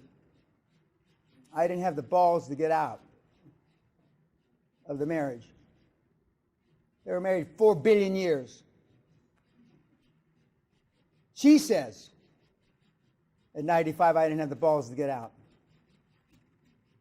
Now, I know more than one woman in this motherfucking room can relate to that, so don't you lie to me, you bitches.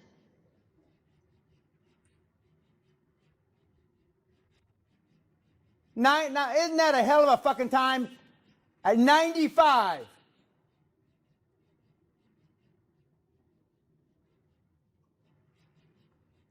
I'm going to say something else that's going to be shocking, actually, just bloody shocking. Most of you are mistakes in this fucking room. Better that you dribble down the inside of your mama's leg. Most of you are bloody mistakes. And when you get the mommies and daddies in the goddamn room, what I find shocking is when a mother and a grandfather and the daughter's in there and they say, and the mother says she was a mistake, and the little 15, 16-year-old, I always knew it, because they know. They know. Not just because they're 9 years apart, that kind of shit, that's easy. You're all bloody mistakes on top of it, and down deep inside, you miserable cunts, you know it. And if they didn't like you, and I can get off on being adopted, oh, that's a whole other fucking deal. I mean, an adopted kid never gets over it their whole life. Not only did they didn't want you, they left you in a basket in a fucking mission. Oh, I can go on and on and on. You want to know why you're all fucked up? Now, who's saying this at seminars? Nobody. Because they want you to buy their fucking little DVD. And I love when they go to the back of the room and they sell you shit. Do they still do that? Fuck. I'd be embarrassed. I just got invited by the big muckety-muck to go to Vegas next year. And they told Kat, Mr. Pena, how's he going to sell from the back of the room if he doesn't have anything to sell? And Kat, one of my girls, doesn't understand. Sell from the back of the room? And then on Valentine's Day, 60% off. Why do you buy? Come on, guys. Why do you buy that shit? What was it worth the day before Valentine's Day? Because you're retarded. You engage in self-sabotaging activities because you don't think you deserve it.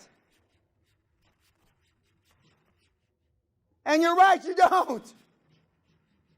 And that's why I got a sore back, dragging all these sons of bitches across the goal line. Next.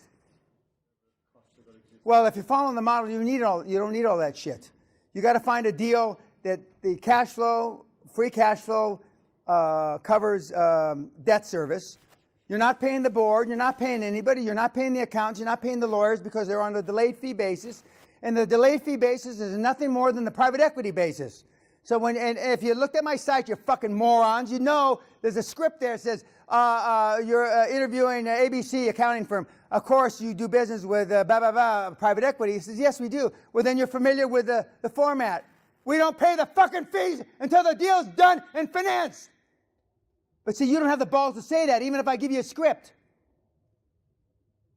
You don't have the testosterone that whatever women have to have. They have testosterone too, don't they, women? Yeah. You know. You can't even say that to them. And if you don't have the balls to say it to them, you don't deserve. You'd stay fucking poor. Like Bill Gates says, being born poor is not your fault. Dying poor is your fault. You're just jerking off. This is a fucking procrastination. You want to make the fucking sacrifice. I showed you those teenage kids. You know why kids are much better than old gits? Because they don't have the fucking baggage that you gave them. They know failure just because, well, they know the option's not a failure. Okay, bam, in their data bank. They know failure because they know how to do Webster's dictionary on Google fuck. But they haven't experienced it because they've decided not to experience it. 30 years ago when I was interviewed by the Financial Times, oil went from $40 a barrel to $8. And they said, actually, Mr. Penna, is it true that you've decided not to participate in the energy depression? I said, yes, we've taken the decision, actually. The board has taken the decision that we are not going to participate. Even though 10,000 energy companies have gone boost, that's correct. Even though 10,000 energy companies have gone boost. Is it true, Mr. Penna, that you've said that jet lag is for cunts? I said, yes, jet lag is for cunts. And the FT just writes it down like, they're morons!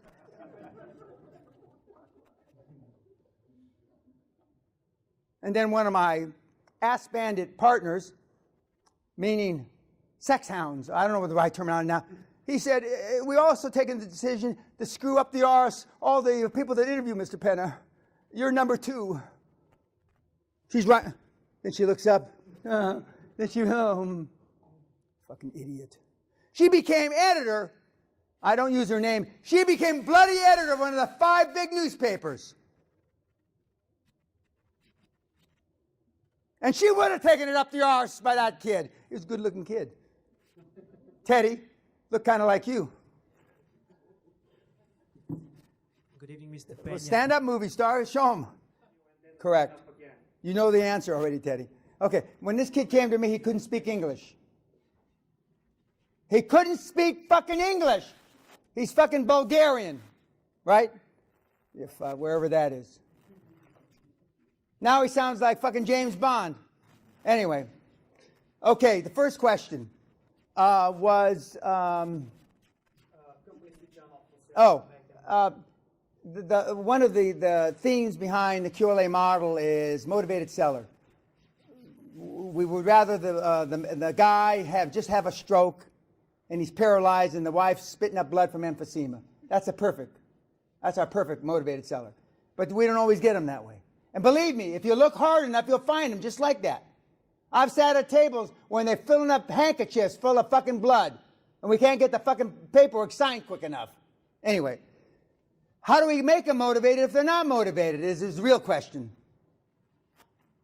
Most people 55 to 70 that don't have a succession plan, meaning their kids don't want the business. They wouldn't touch it with a barge pole. Okay?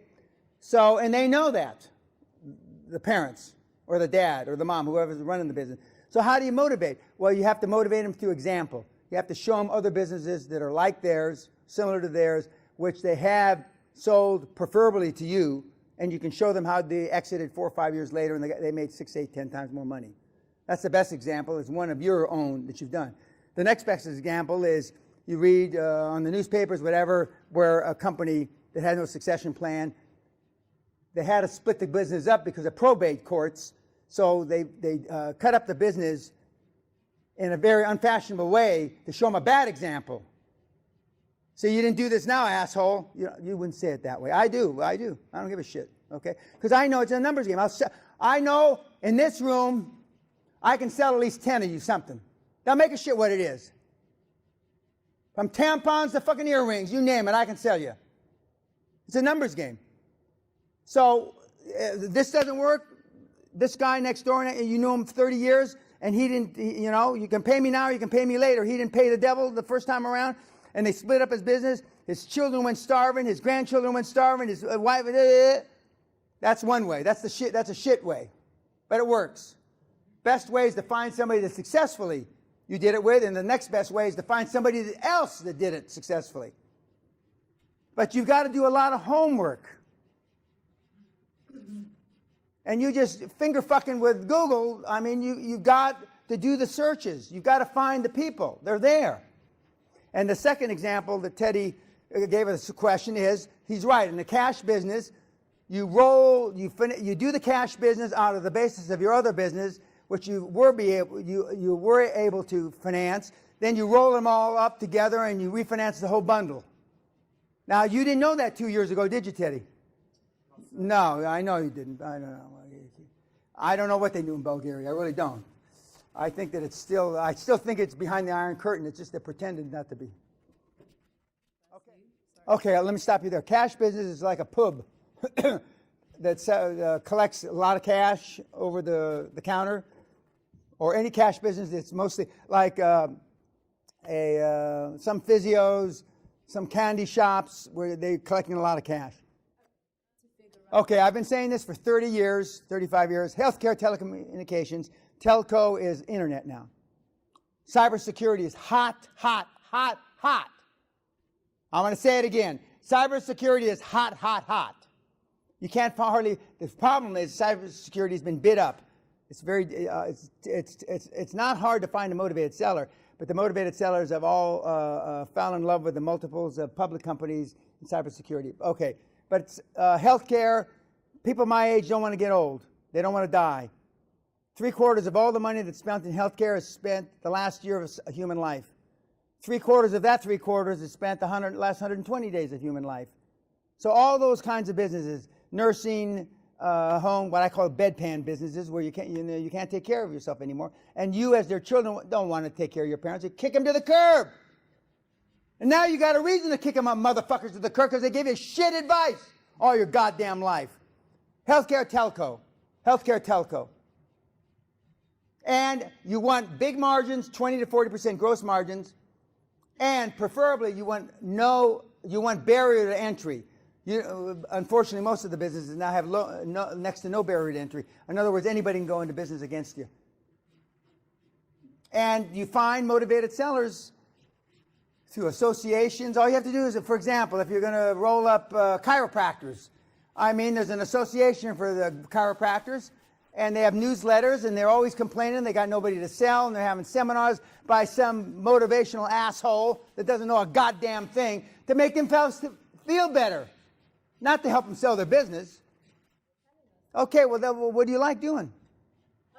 Other than drugs and sex, what do you like? Well, I don't have much experience with this. So I don't. Well, no experience with drugs or sex. Well, that's too bad. Okay, but what do you like to do? I don't know, I guess. Well, you find something to experiment. What did you like to do when you were a kid?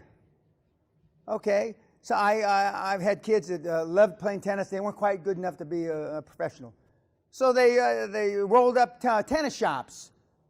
We had a professional golfer at the last seminar from, what's Scouse mean? That Liverpool, right? From Liverpool.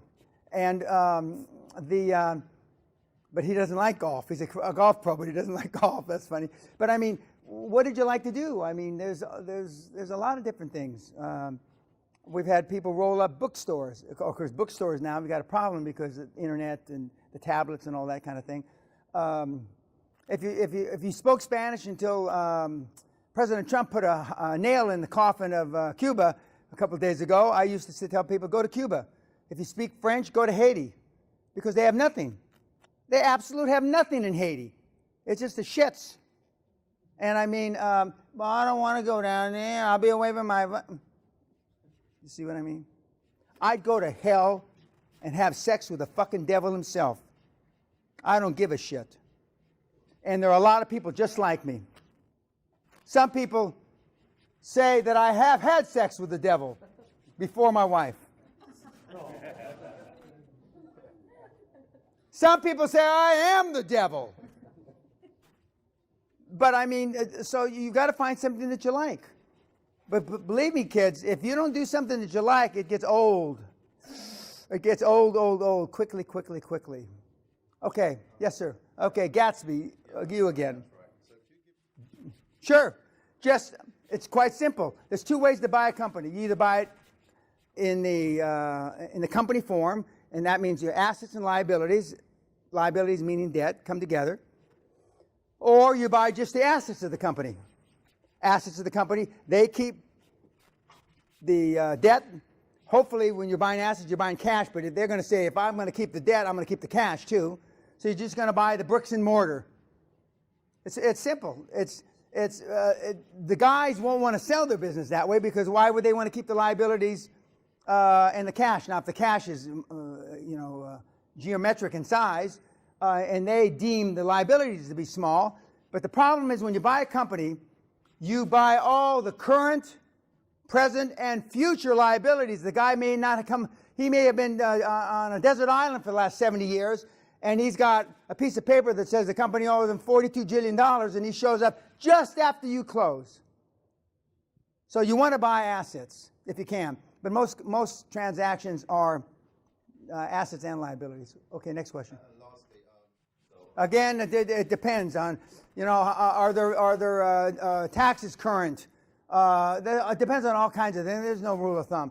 The only thing that you have to remember is that if you're following my model, you're not paying for them on a timely basis. You're paying them when you close. And if the first deal craters and it doesn't close, they roll the fees into the second deal. And if the second deal doesn't close, then they roll the fees into the third deal.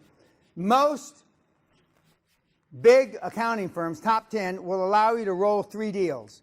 because that's all they allow private equity firms. The longest I've ever had is we've created 7 deals, and the 8th deal came to fruition. I actually went to Mass for that deal, praying that it happened. How do I stay disciplined? I don't hang around with you guys. I mean that seriously. Even my mentees, I only deal with on a weekly basis, not on a daily basis. I don't really have any friends that I see maybe more than 2-3 times a year. My wife is, I never looked at it, I never mentioned it this way, but she's the only friend I have I see on a daily basis. And she understands focus. She works just about as many hours as I do a week. The hardest thing for most of the kids that try to implement this is staying motivated and focused because their partner's not.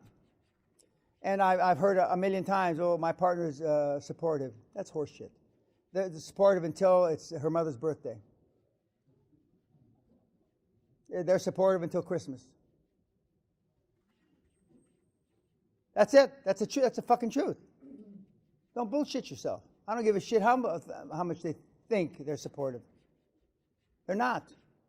It's like it was read about me. I get you to do the things you don't want to do to be what you want to be.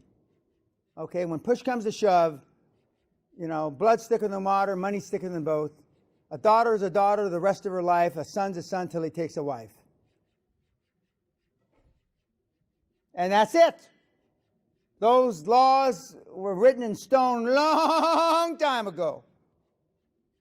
And it's not very often that you can get somebody to cross over. It's not totally impossible, but you stay around motivated people or stay around nobody. I prefer nobody. Well, her friends are probably twits, and so that's why rich people send people to rich schools. And it sounds wrong, but it's the reason why the Rockefellers, why Eton is what it is. It's why I was going to send our children to Ampleforth, which is the Catholic boarding school that produce all the high-ranking Catholics in Britain. It's who they go to school with to begin with. And to answer your question specifically, in my day in America, parochial, or when they say parochial in America, they mean Catholic schools, did it the best. And there, in this country where they have, even though I think sending a kid off to boarding school when they're 3 or 4, but I have neighbors that went away to boarding school at 2.5 years of age.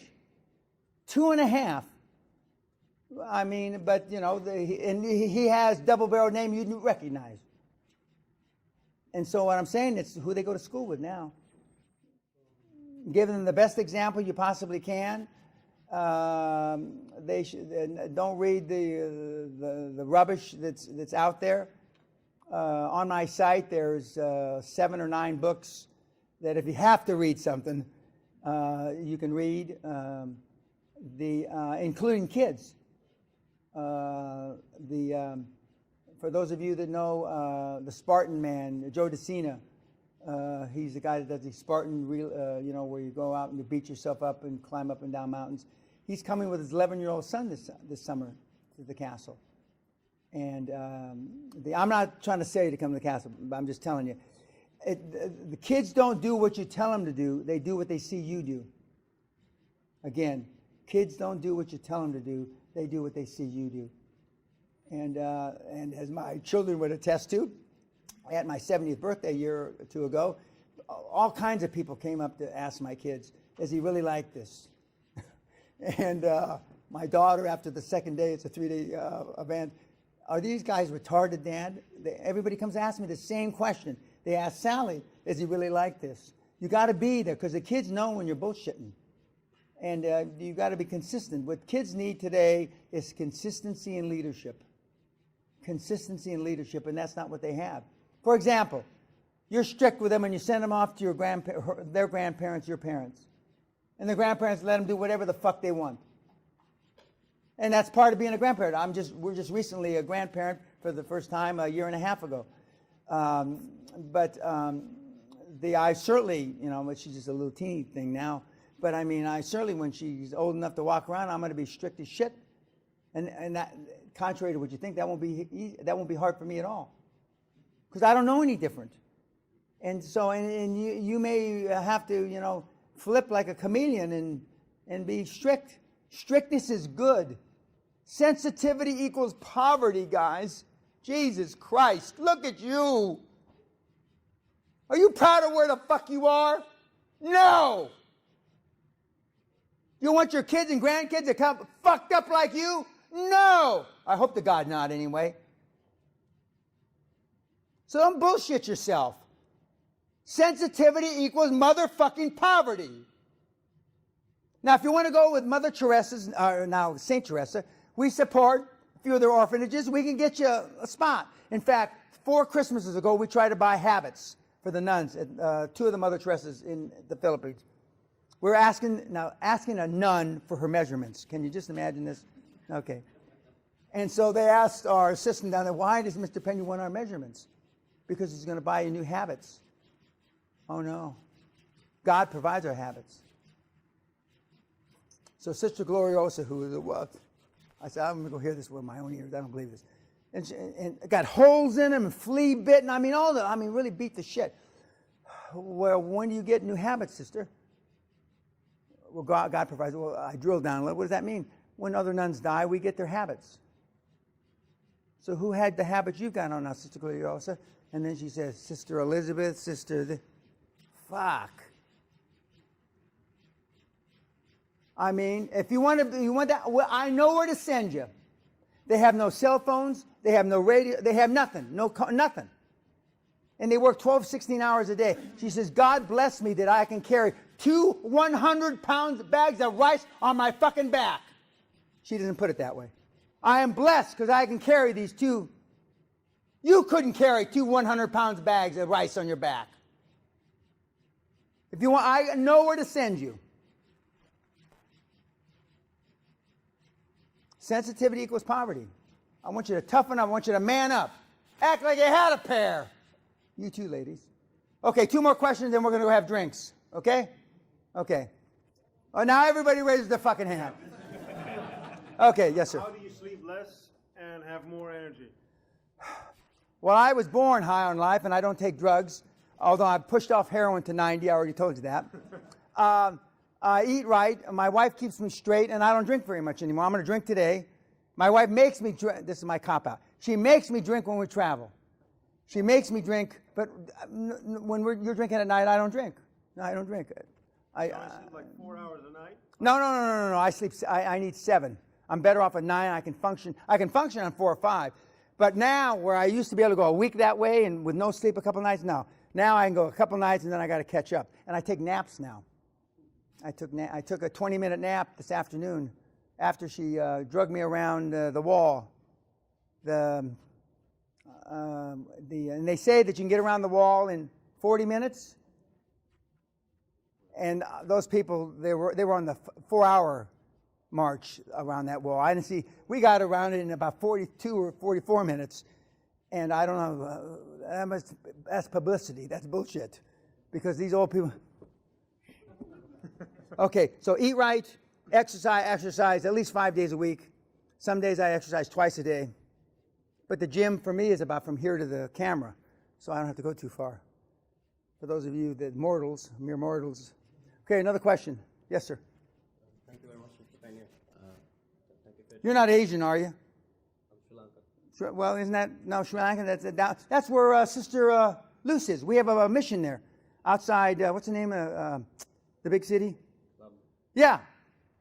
We support your brethren up there. Thank you. Go ahead. Yeah, well, parents want the best, but they don't want to pay for it. That's the age-old adage. It is there, but I believe I believe, even though I don't like internet education, because I believe you have to have somebody in front of you. But internet education, when we went to China, they asked us to educate 500 million Chinese by the web. And of course, they didn't want to pay for it. They wanted me to pay for it for the benefit of me being able to say that I educated 500 million Chinese. And I told them I'd pass on that experience. I didn't need that. But getting back to your question, there is money in education, but there's more money in top-end education, not low-life education, because now you can get educated for free. And I'm not suggesting Eton's the only, and I'm sure Eton's expensive. I don't know that for a fact. I only know a few people that went to Eton. But there is money in education, but you have to look at it specifically. You need big margins. Okay? You mean the top end higher studies? No. Top end rich people. Right. Rich people. Like the schools that we sent our kids to, not the schools I went to. Schools I went to, it was free. Of course, you got what you paid for. Also, I graduated in the year of last corporal punishment, which I got. Also, 1963 was the peak for pre-university education. The educational system in America peaked in 1963. They say my high school degree is like a 2 or 3 year university degree today. Where they still did sentence structuring, breakdown. They knew what a dangling participle or they knew what syntax was. I'm looking at all these guys. They're looking at me like I'm talking Greek here. Okay, we're going to go in the back. I'll talk to you some more for wine. And I want to thank the university very much for the opportunity. And hopefully I'll get to do it again. Thank you.